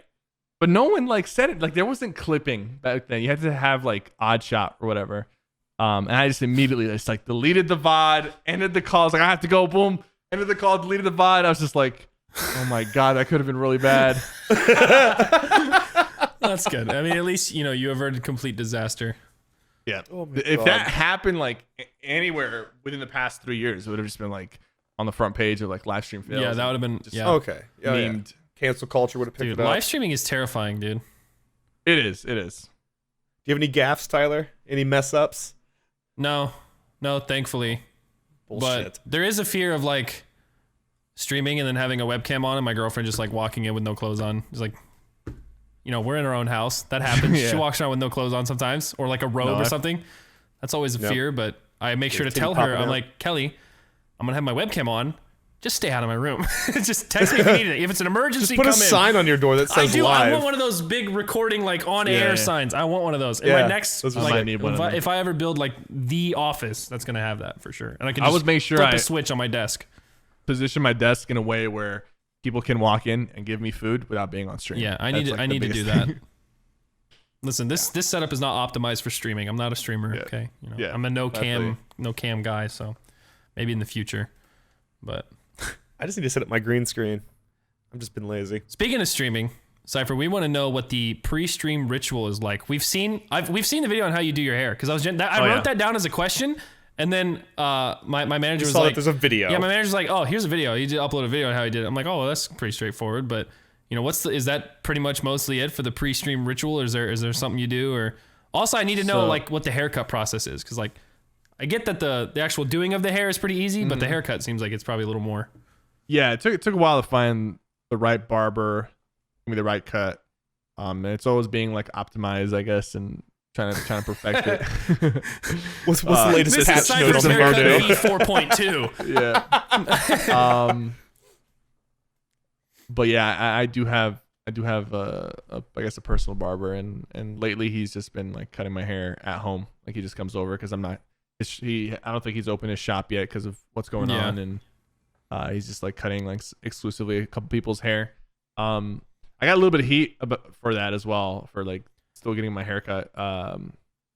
Thing is, I haven't left the house. Like I don't like. What do people think? Like, what are we supposed to do? Lock ourselves in like a freezer and like cryo chamber ourselves? Cryotherapy. Like, there's gonna be some human interaction. You just gotta distance. Be careful. Wash your hands. Like, I think there's like levels to it. This is why we should be allowed to be getting haircuts. Oh God, mine's pretty long too. It's all back here, but I don't mind it long. I go in waves, long and cut. But Anthony's. I think there's like levels. I'm gonna to do it. the Sypher technique right now. Oh yeah, I got you. You're missing a little bit of hair.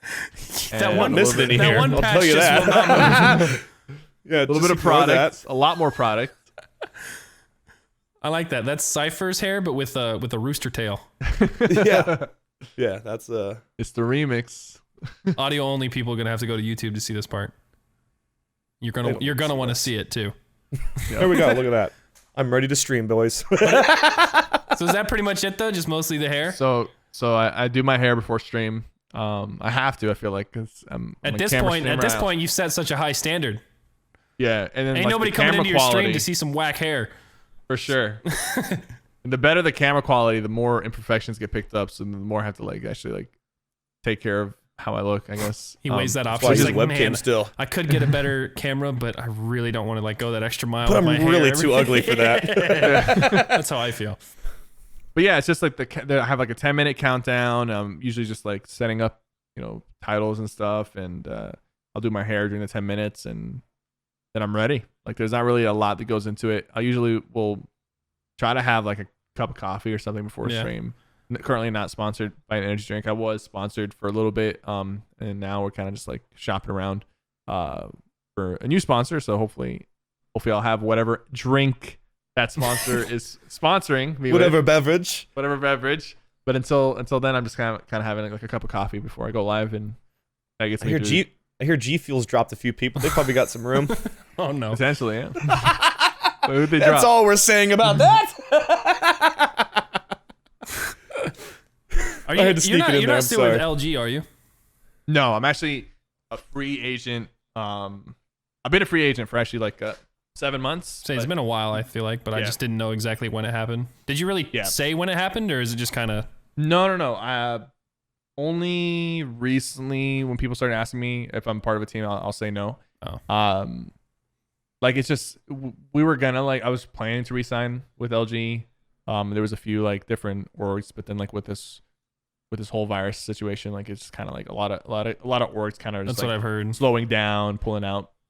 So free agent currently, not really like in a hurry to get with any org necessarily.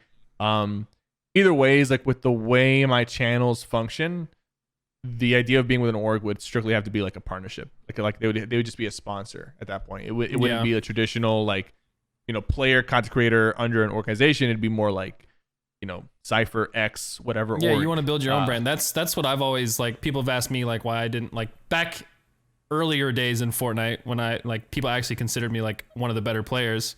Obviously not like best in the world, but people thought I was really good, and I was decent. People are like, oh, you should sign to an org. Or it's like I want to build my own brand. Like I have my own sponsors. I don't want to promote someone else's sponsors, someone else's brand, and so I get that. That's kind of where I've been at with like that sort of thing. I'm not opposed to it, but it would have to be such a uniquely like specific it'd kind be a of unique partnership deal. relationship. Kind of like the Nick FaZe partnership. Yeah. Where it's still like Nick, he has his M fam, he has his brand, but he's like associated with FaZe. And when they announced it, like they announced it as like Nick X FaZe. Like it's more of like a partnership and not you joining necessarily underneath. I'm just curious if FaZe actually gets like their money's worth out of that. Cause like, I don't know, like obviously I don't know anything about that deal or how much money it was or anything, but like for me personally, like I just don't feel like there's a relationship where I would be getting the money from the deal that I feel is fair, and they would be getting the amount of promotion from me that they would feel is fair for that money. Like that's why I just never felt like it really works. It's a hard. I feel like a big reason why a lot of top streamers are not part of an org is because finding the right numbers in that situation is pretty difficult, and it usually doesn't work out. Either one side is getting overpaid or underpaid, and that's kind of the reality of things. Okay. I mean, you think about it, like Ninja, Shroud, Dr. Suspect, like they're in the tag, man. They're all not part of an org. Yeah. So if there was deals that made sense for them to be part of an org, I'm sure that would have already happened. So it's very far and few in between where it actually makes sense and it works. Yeah. Right. Once you get to a certain size. I mean, that's a good excuse, Sypher, but we all know the real reason you're not an org anymore is because #fuck Sypher. That's why. Oh. So you gotten a bit of not trouble, but just people were angry at you, right? For this whole skill-based matchmaking. Basically, they misunderstood. Really, is more of it. Yeah, it was a huge misunderstanding. So basically, for people who don't know, #fuck Sypher was trending on Twitter. Trending. Was it in the U.S. or worldwide or? Either way, it's pretty bad. I want to say it was just trending in gaming. Oh, okay. I don't know how Twitter works. But it could have been trending in the US for a little bit. I'm not sure how Twitter trends work. But there was a lot of people tweeting #fuck Sypher. And it caught me off guard. At first I was looking at my phone. I was like, what's going on here? I was like, fuck Sypher. And I said, who's Sypher? That's the first thing I said. I said, who's Sypher? Because I didn't like Couldn't be me. done I did anything. nothing wrong. Yeah. So in my mind, there was like, I was like, who's this other person named Sypher? It's kind of weird because I don't know of other Syphers. So I was like, who's Sypher? And then I click on it and I'm like, wait, they're talking about me. How, like these people are talking about like, me. who was big enough to tweet the initial hashtag fuck Sypher that enough people caught on to it? So I did some research because I wanted to write some names down. And I'm a person who makes.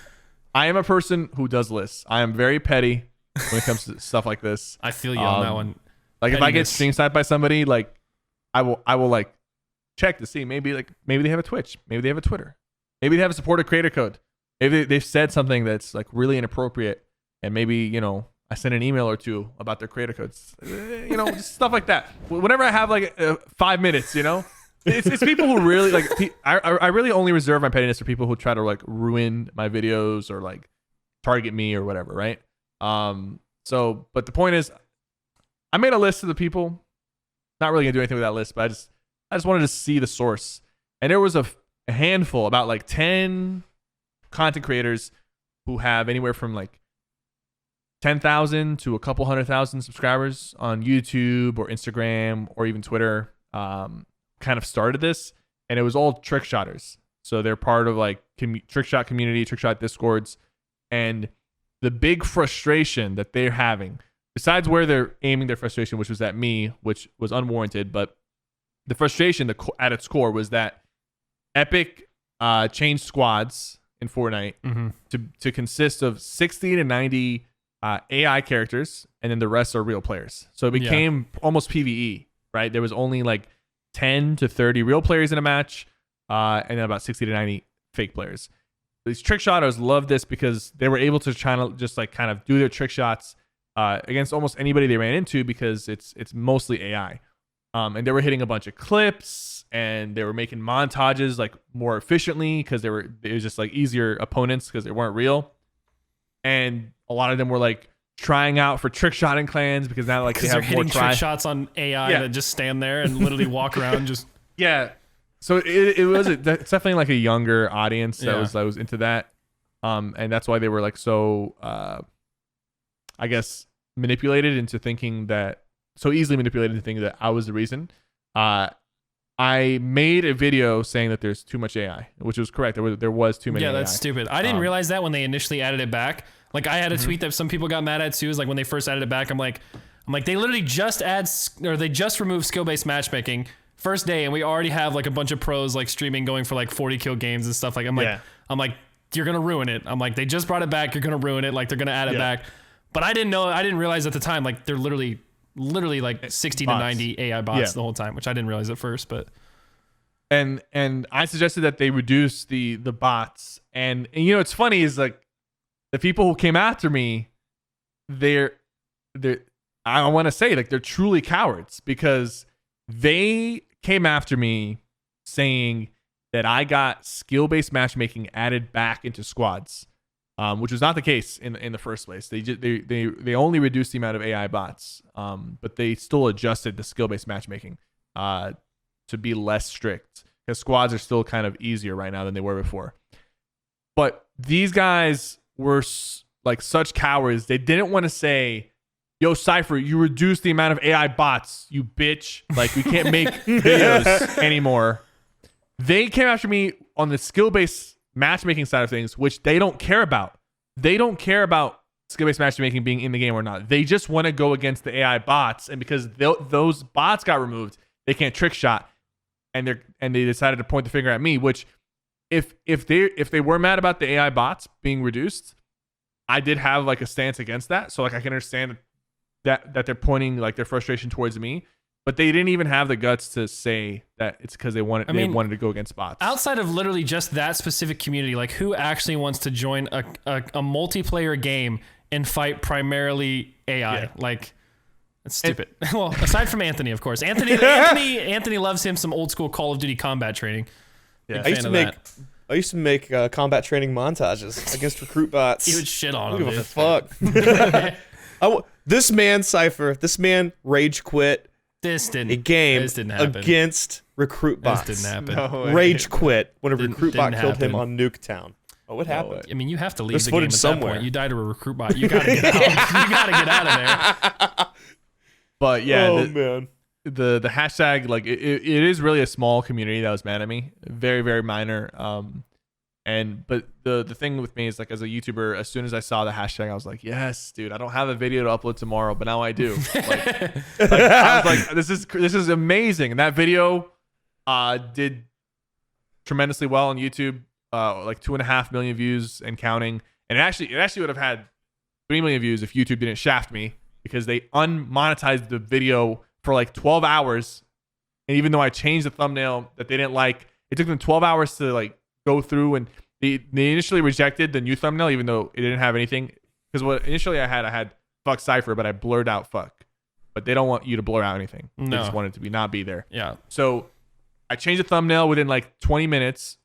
So the video was live for 6 hours. It was monetized. Then it got removed off the trending page and was not being recommended to anybody. So the views went like this. And then I immediately changed the thumbnail to just, instead of like hashtag fuck Sypher, to hashtag Sypher ruined Fortnite. They immediately rejected the new thumbnail, and then we appealed it again. And then after 12 hours, they said, oh, our mistake.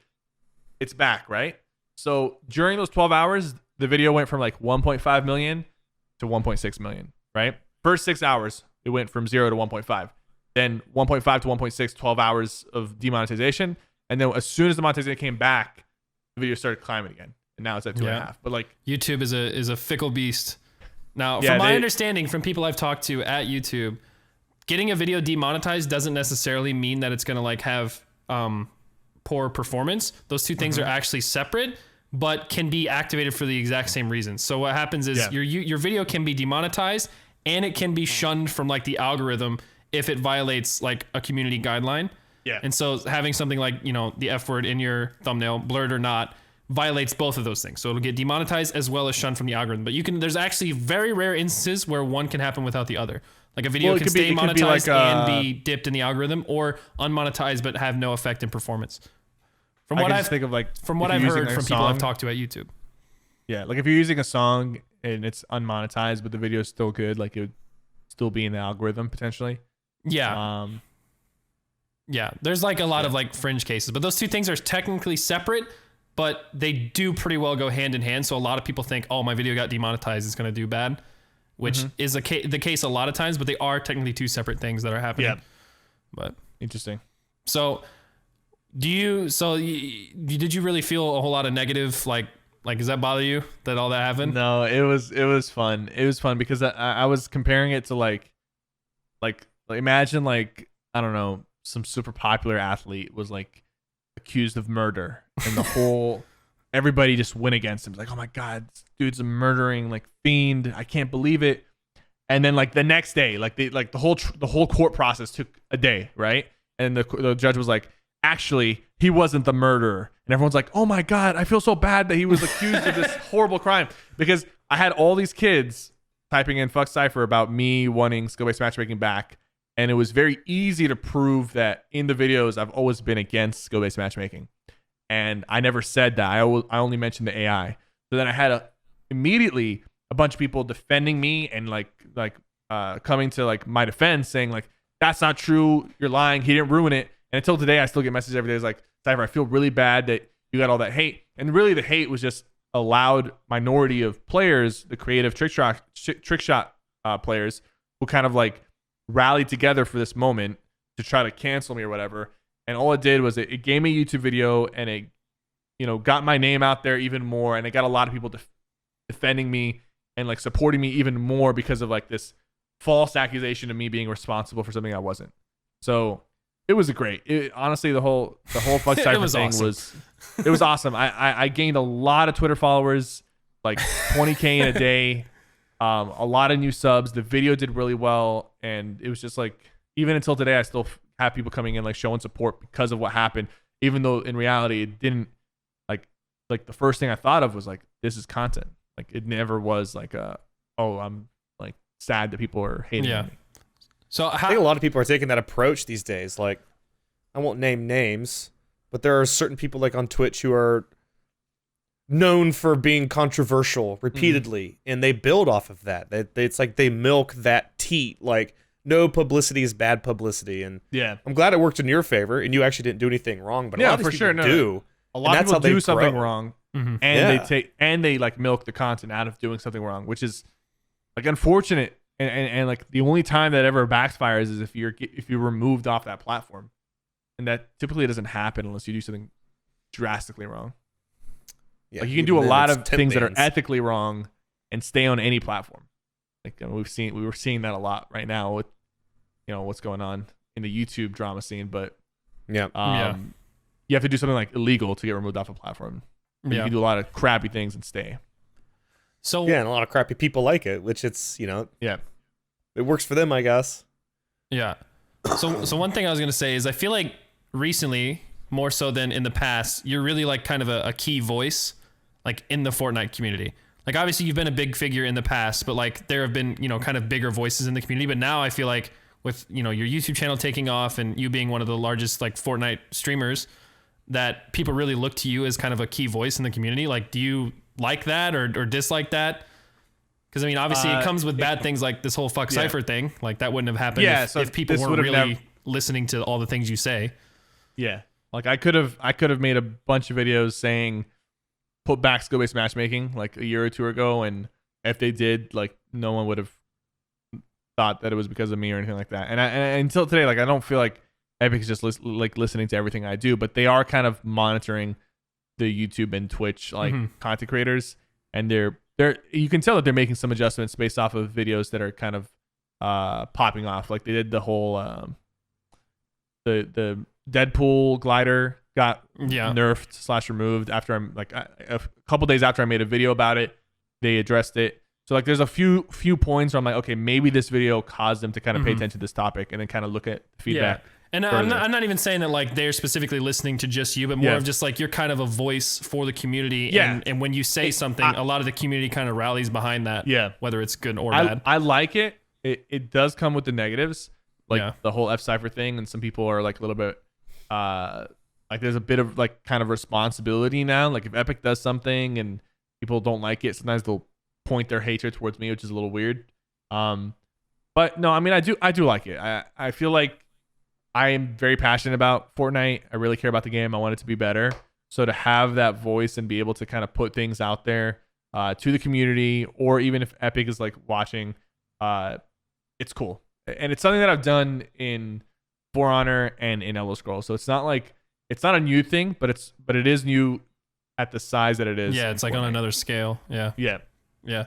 So what do you think about the aim assist nerf that's coming? What do you think they're gonna do? So Anthony, if you don't know, there's like a big, not even really a debate, but just everybody's People upset. don't like controller players, Everybody's just right? upset at controller players because Fortnite has the thickest aim assist I think I've ever seen. I've seen the memes. in a I've seen the controller memes. game. Fortnite and it's does in a have game the that's strongest aim cross-platform. assist. Yeah. Fortnite does have the strongest aim assist I've seen. I don't know what nerf they're gonna do. I do feel like the other nerf that they talked about didn't really do anything because that did nothing. I feel like a lot, like no one said it did anything. But I don't know exactly what they're gonna do, but I do know that something does kind of have to be done, like for a competitive perspective. The top controller players, they've just kind of mastered it in a way that resembles aimbot at times. Things that are not natural, shooting people that you cannot see. That's the things that I feel like need to be addressed. I feel like you should still be able to compete at the top level with a controller, no doubt.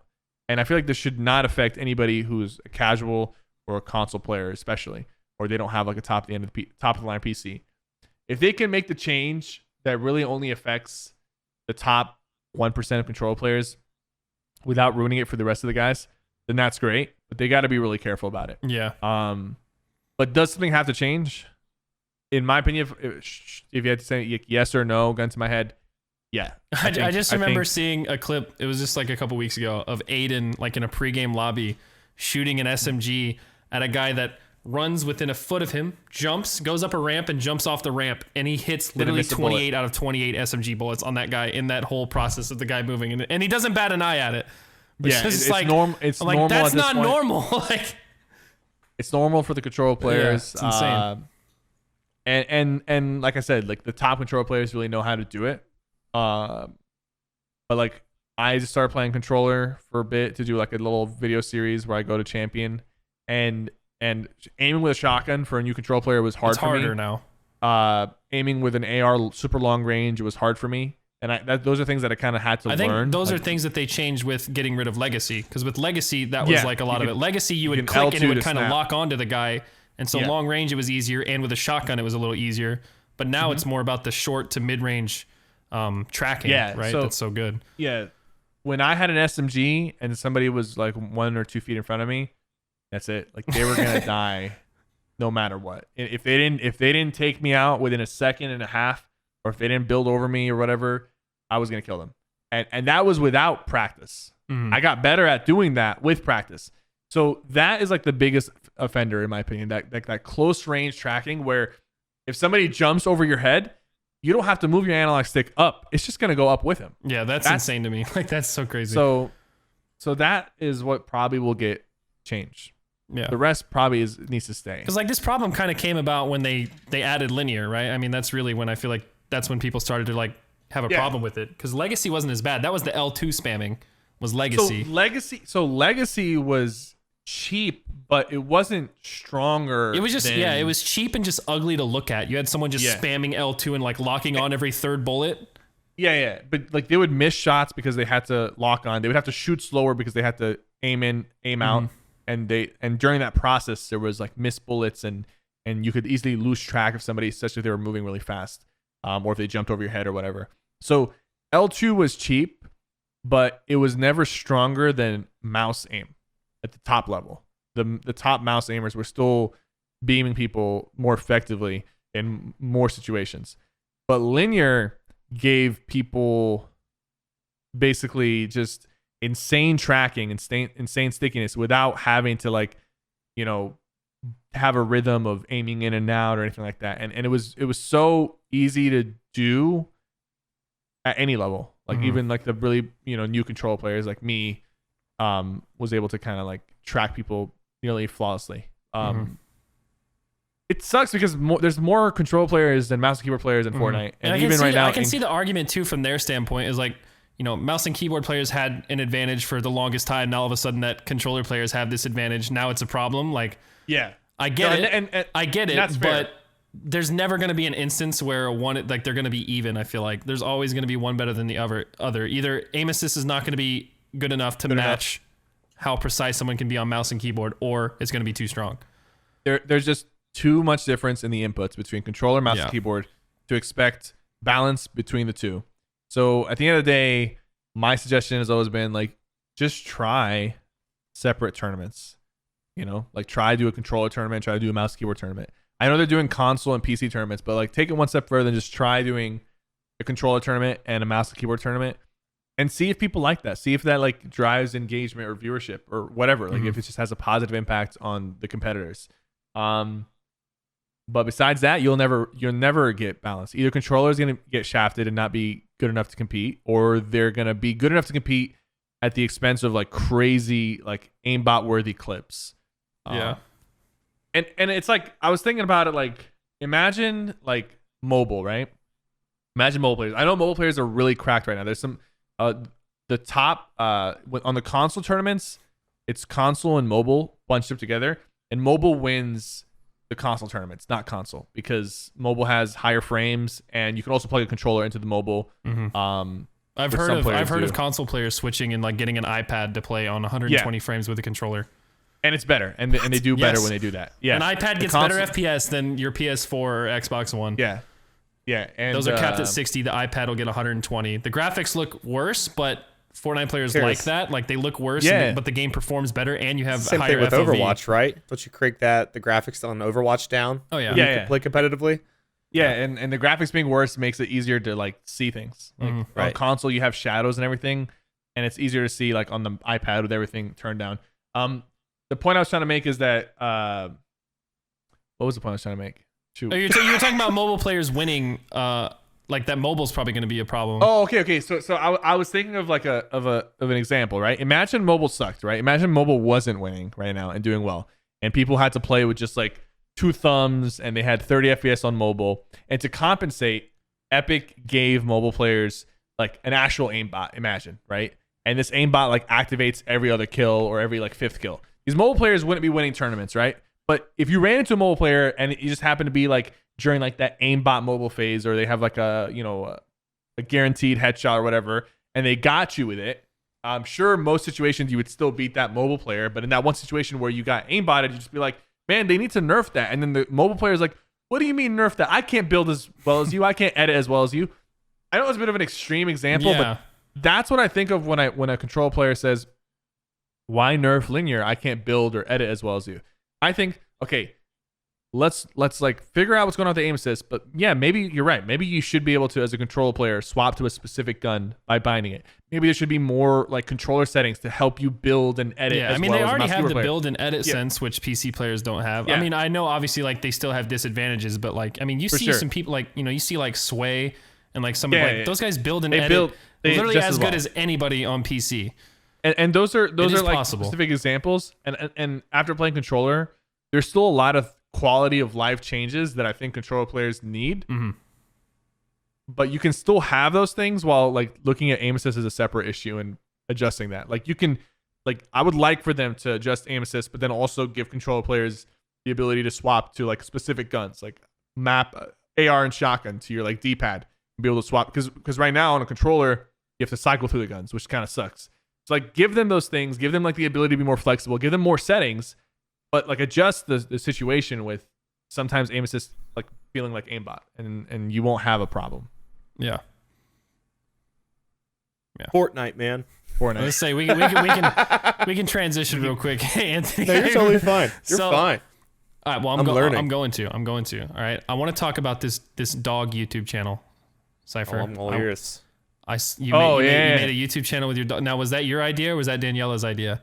Either way, that I'm was all my for wife's it. I saw idea. your first video apparently hit like top 30 on trending or something on Yeah, YouTube, or like popped off. I don't know how that happened. They did end up on trending. So we've had a dog Instagram page for a while,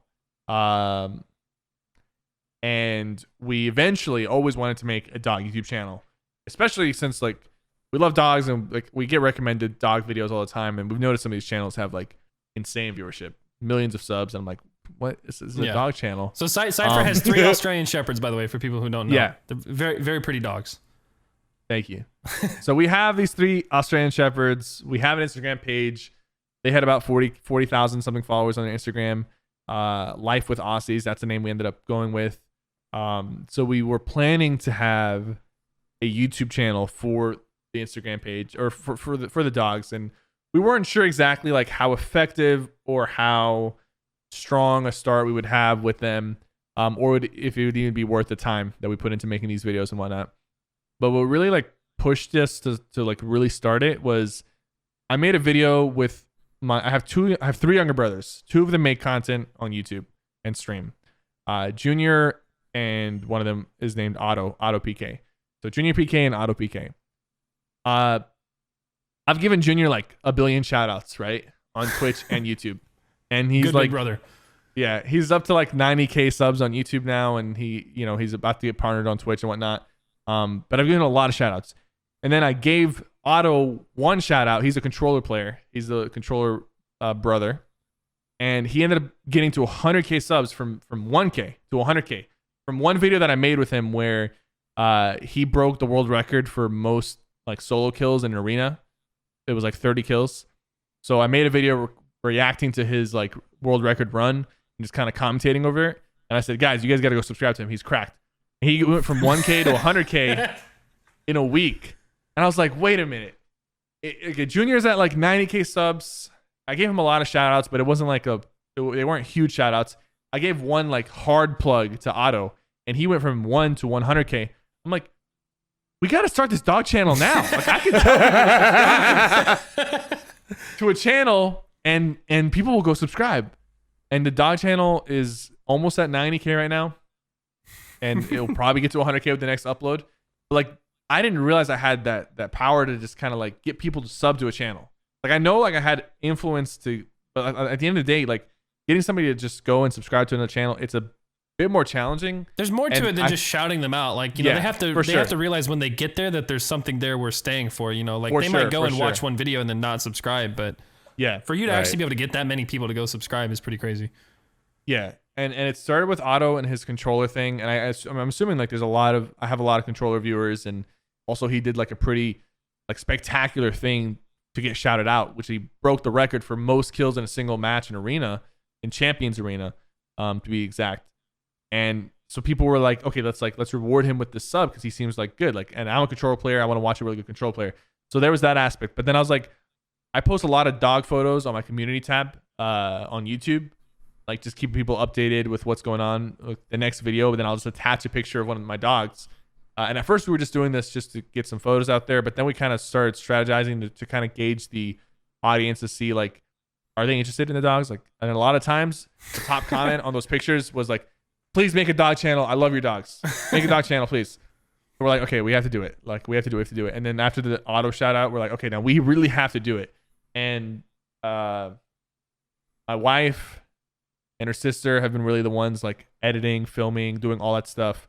I've really done nothing with the dogs besides just like kind of promote them, and just like take care of them, obviously. But Yeah. in terms of like their content, I've done nothing besides promote them.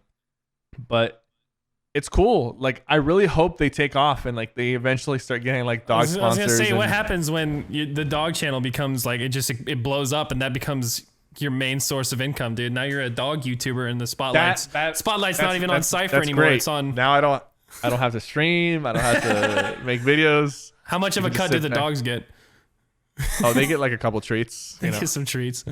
They don't know. They're stupid. They don't know. They don't Yeah. understand YouTube. They're It's fine. paying rent though. They're paying rent. Yeah. But no, that's cool. It's really cool. And that's not the last channel I plan to launch. Hopefully there will be Ooh. like one more this Ooh. year. Oh, nice. But yeah, Is this your OnlyFans channel? my OnlyFans channel? Maybe. Those seem to be doing really well nowadays. You want to see how he does the hair up here? This is going to the OnlyFans. See I want what's- to what's see going that on haircut there. down below. Yeah, no, so we're gonna do weekly uploads on Life with Aussies. That's the channel name, and we're gonna take it from there. So go subscribe, people. Go watch and, some. and when you go subscribe, there is another channel that has like the exact same. There's like 4 channels with the exact same name. I guess it wasn't as original of a name as we thought. Which is funny because when we launched a channel, there was a channel that had like 3K subs, and they went from 3K to 12K after we launched our channel. So like they quadrupled their sub count.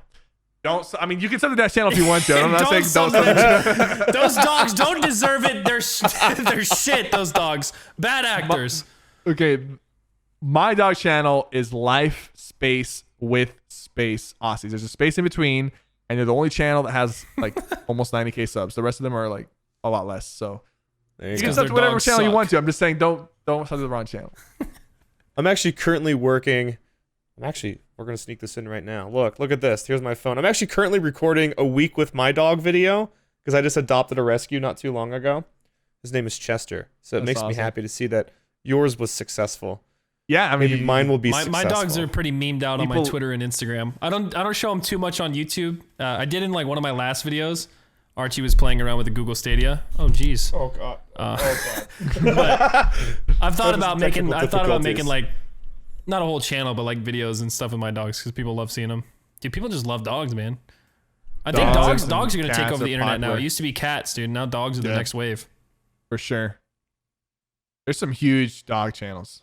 That's what I'm Huge saying, dog dude. channels. I feel like it's gonna blow up, dude. It's like Ryan's toys reviews, but then there's gonna be dogs. Dog toy reviews. Yeah, that'd be sick. But Well, it looks like I'm holding my microphone the rest of this episode. I don't know what just happened. all right, The old Sypher, road PSA 1 just I've got one last one for you. It's a bit of All a right. broad one though. Where do you see yourself in 5 years? Any vision, any 5 plans, anything years. you want to do, anything you want, Yeah. any place you want to see yourself in 5 years? Yeah. So in 5 years, I still want to be doing streaming on YouTube. I feel like I don't want to phase out of that until like I've been doing it for 10 plus years. And right now I've been doing it for 5 years. So maybe in 5 years, that's when I'll start like planning the transitions of like where I want to start focusing more of my time into, what projects I want to do that are like not as much streaming or YouTube related. But the next 5 years, definitely still streaming, definitely still YouTube. I want to have, a few channels. Like I want like the dog channel to be successful and a couple more different channels launched. I want to have like a really strong brand with, merchandise that people like, wearing and whatnot. I also plan to do a hair product line. Oh yeah. Oh yeah. Hell yeah. Definitely should. So I want to have like an established hair product that's sold in stores like Target and Walmart and whatnot. That'd be sick.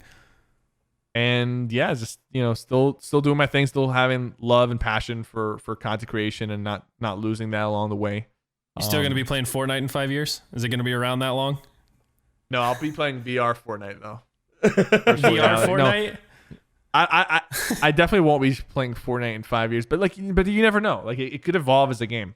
But the thing is, like, I just play one specific game so much. Mm-hmm. The burnout is a lot faster. Yeah. But I mean, I know people who've been playing Minecraft for as long as YouTube has been up. So like, it's just like, it just kind of depends on how the game evolves and how it changes. But for sure, I really want to be at the point in 5 years where I can almost play any game and still have like a strong, super strong audience and not have like this kind of current mismatch that I have with Fortnite. And it'll always exist, but I want to diversify even more. I want to have like at least 5 or 6 different genres or games that I'm kind of like into that people love watching. Yeah. I've kind of managed to get myself in that position now where like I can play pretty much any game as long as like there's some hype behind the game. Like I can't just go play some obscure game and like expect people to watch it. Like there's got to be hype for that game specifically. But like I feel very confident that like if some new game came out that people were super excited about, that I could transition to that and there wouldn't be much downfall or downsize to it. It'd be easy converting, which is always a good thing. But it's been years to like get to that point because early on we all started with Call of Duty and like back then like transitioning away from Call of Duty was like unheard of. And then GTA came out. And then GTA was like, oh, people leave GTA, they can't make any other videos. And then we played Gmod and then Fortnite and then just got to keep the variety in there. Yeah, makes it work. Sure. But okay, Anthony, you got anything? Man, I feel like I've learned so much about you today. I feel like this has just been a moment for me to take back. I was gonna say, I know I've been asking a lot of the questions, but obviously, like I'm a little more familiar with you than Anthony is. But yeah, well, especially with like the Fortnite scene and stuff. I've played Fortnite one time, and that's when Epic paid me when the BR launched. He got a sponsor video, and I didn't. Yeah, I didn't get a sponsor. They gave me a sponsor video for Save the World when that first came out, which was like a year before the BR came out. I can't remember. It was like 2016 or something. And then when the BR came out, I had been approached for a sponsorship for it, but by the time they had approached me, I had already uploaded like 3 or 4 videos, and they're like, oh, you're already uploading our game. That's cool. And then nothing happened. I was like, what? I was Maybe like, that's why you should deal. sponsor me. I'm like, I'm already supporting the game. Like, We're getting like free the advertisement from you. The truth about that is that if you're uploading already, they're definitely not inclined to. It's not. That's not always the case though. We have some friends, like my buddy Russian Badger. He uploads like Rainbow Six Siege a lot. He still gets sponsored stuff from them whenever new stuff comes out. Like there are still a lot of companies that do it, but obviously they don't have to. They also weren't like a multi-billion-dollar thing at that point either. I'm sure. Yeah, now they weren't owned by like like Tencent and all that stuff. Here you go. Yeah. Make a video. Yeah. I mean, they're putting these massive tournaments together. I just think it's really cool to see like your perspective, Sypher, is going from someone who loved the competitive aspect of it, but is now flipping it on its head and making the content, and your channel's growing better and faster than ever because of that. So it's really cool to see that. Because a lot of people, like, we all started with Call of Duty. I've never been great at competitive games. I've always just played them casually. So it's cool to see people sort of get away from like the stress and anxiety of playing competitively and just enjoying the game for what it is.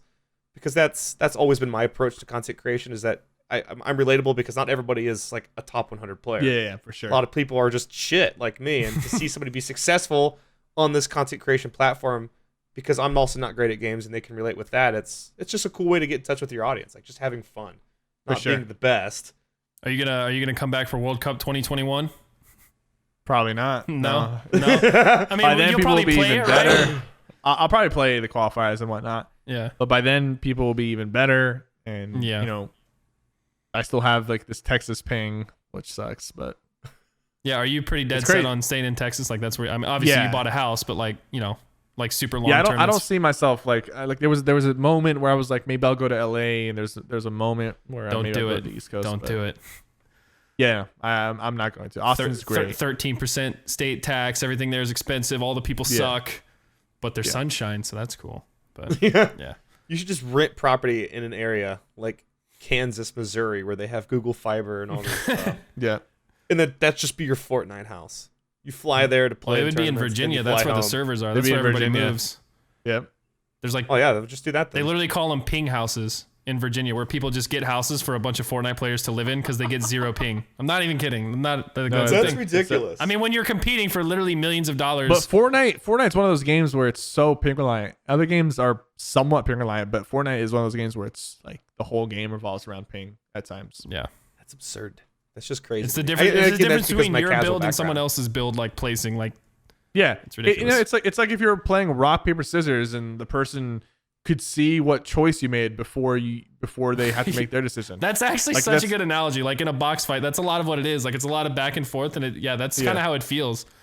Because like I don't Yeah. get great ping where I'm at either. I'm in Tennessee. It's not that bad, but it's it's like 40. 40's not great. Obviously, Mm-hmm. Yeah, I've heard that if compared- it's like 50 or more, that's where it's really a problem because of the 50 millisecond like coin flip or whatever. Yeah. And if you're above that, then it's really a problem. Like you actually can't win a coin flip. But even at 40, like I just feel sluggish. Fair. Like everybody else Yeah. is doing something. I'm like, man, I feel like they get to react to me before I even do anything. Yeah, I mean, I've put a lot of time into practicing my edits and my builds, and there's always a cap that I just that I reach, and it's like, dude, I'm doing it. Like I'm doing it just as fast, but why is it not like registering this click, or why is it not building this wall fast enough? And I'm like falling through the ramp or whatever. Like, and that happens when you're at over 30 ping. So it's like, Yeah.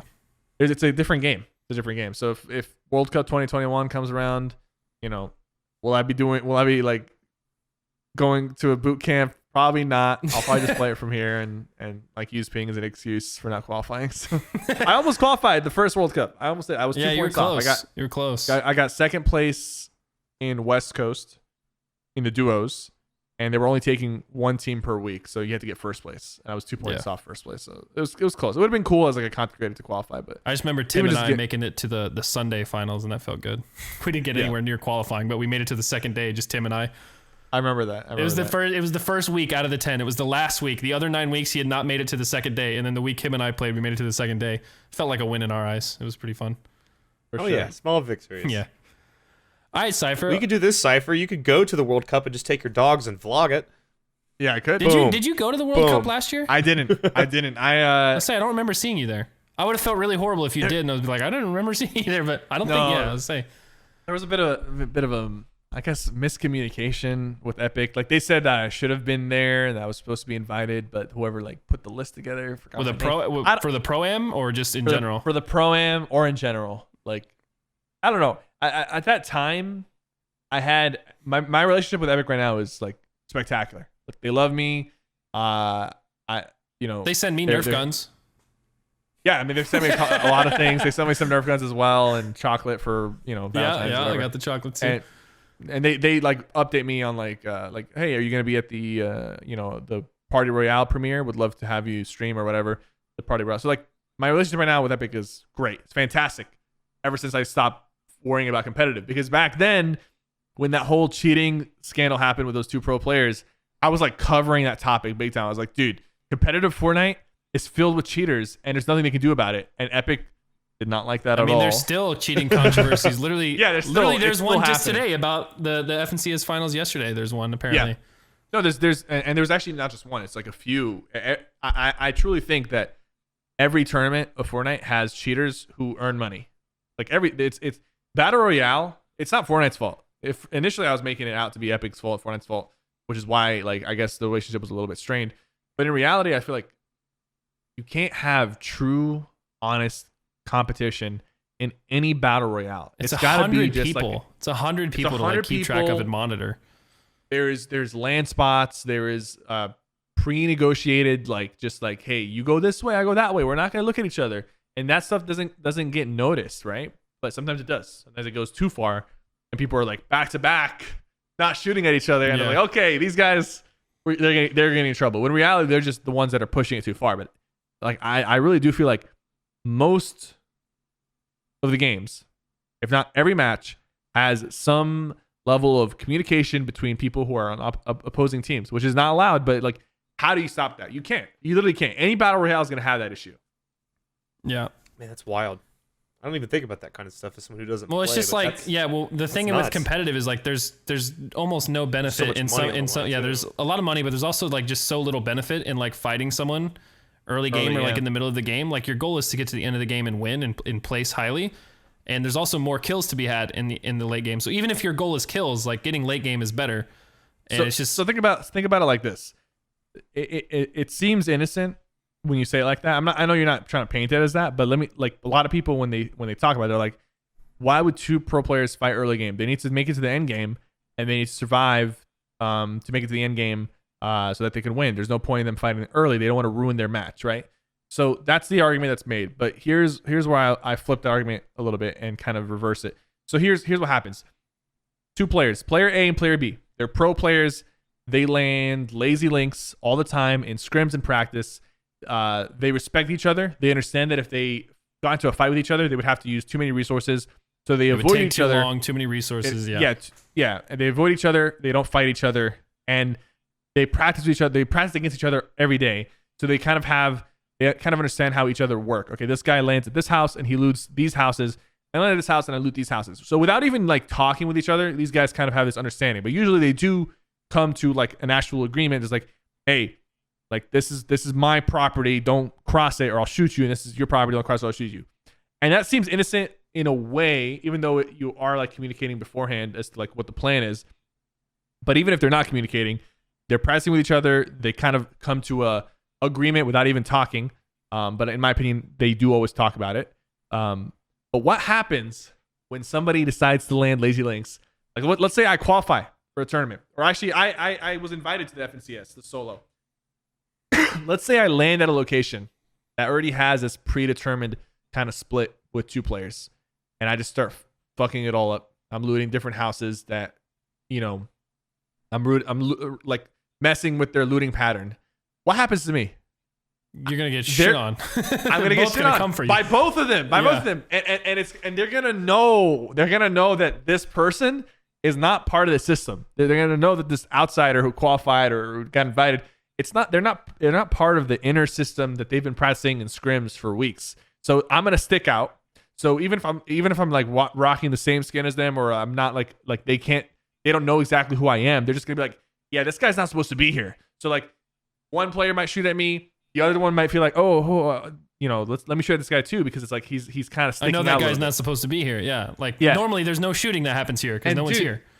When I played the FNCS, and dude, I felt that. I know that I haven't practiced, and I don't want to blame like people teaming, but I felt like wherever I landed, there were so many players that were like avoiding each other, but somehow I was always the one that would get attacked in certain locations by both players, and it's like it's gonna exist. It's just gonna exist. That exact scenario you're talking about happened yesterday in FNCS.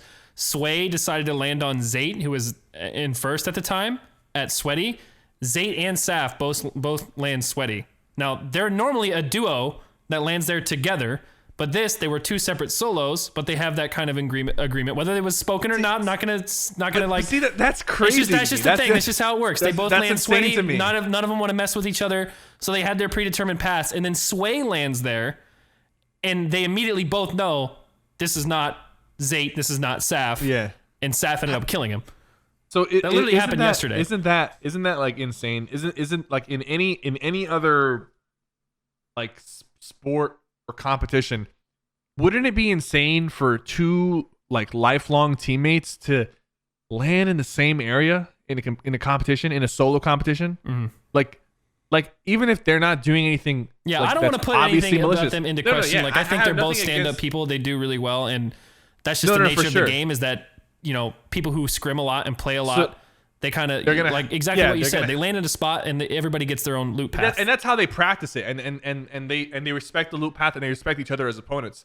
I'm not saying that they're in a call together like saying, okay, there's a guy here, 1, 2, 3, shoot. That happens a lot, which we saw with the whole like potential like that's what Dubs got in trouble of, even though it wasn't like it wasn't proven, but he did get banned. But from Epic did find that it was enough evidence to conclude that that's what was happening, that they were in a call communicating.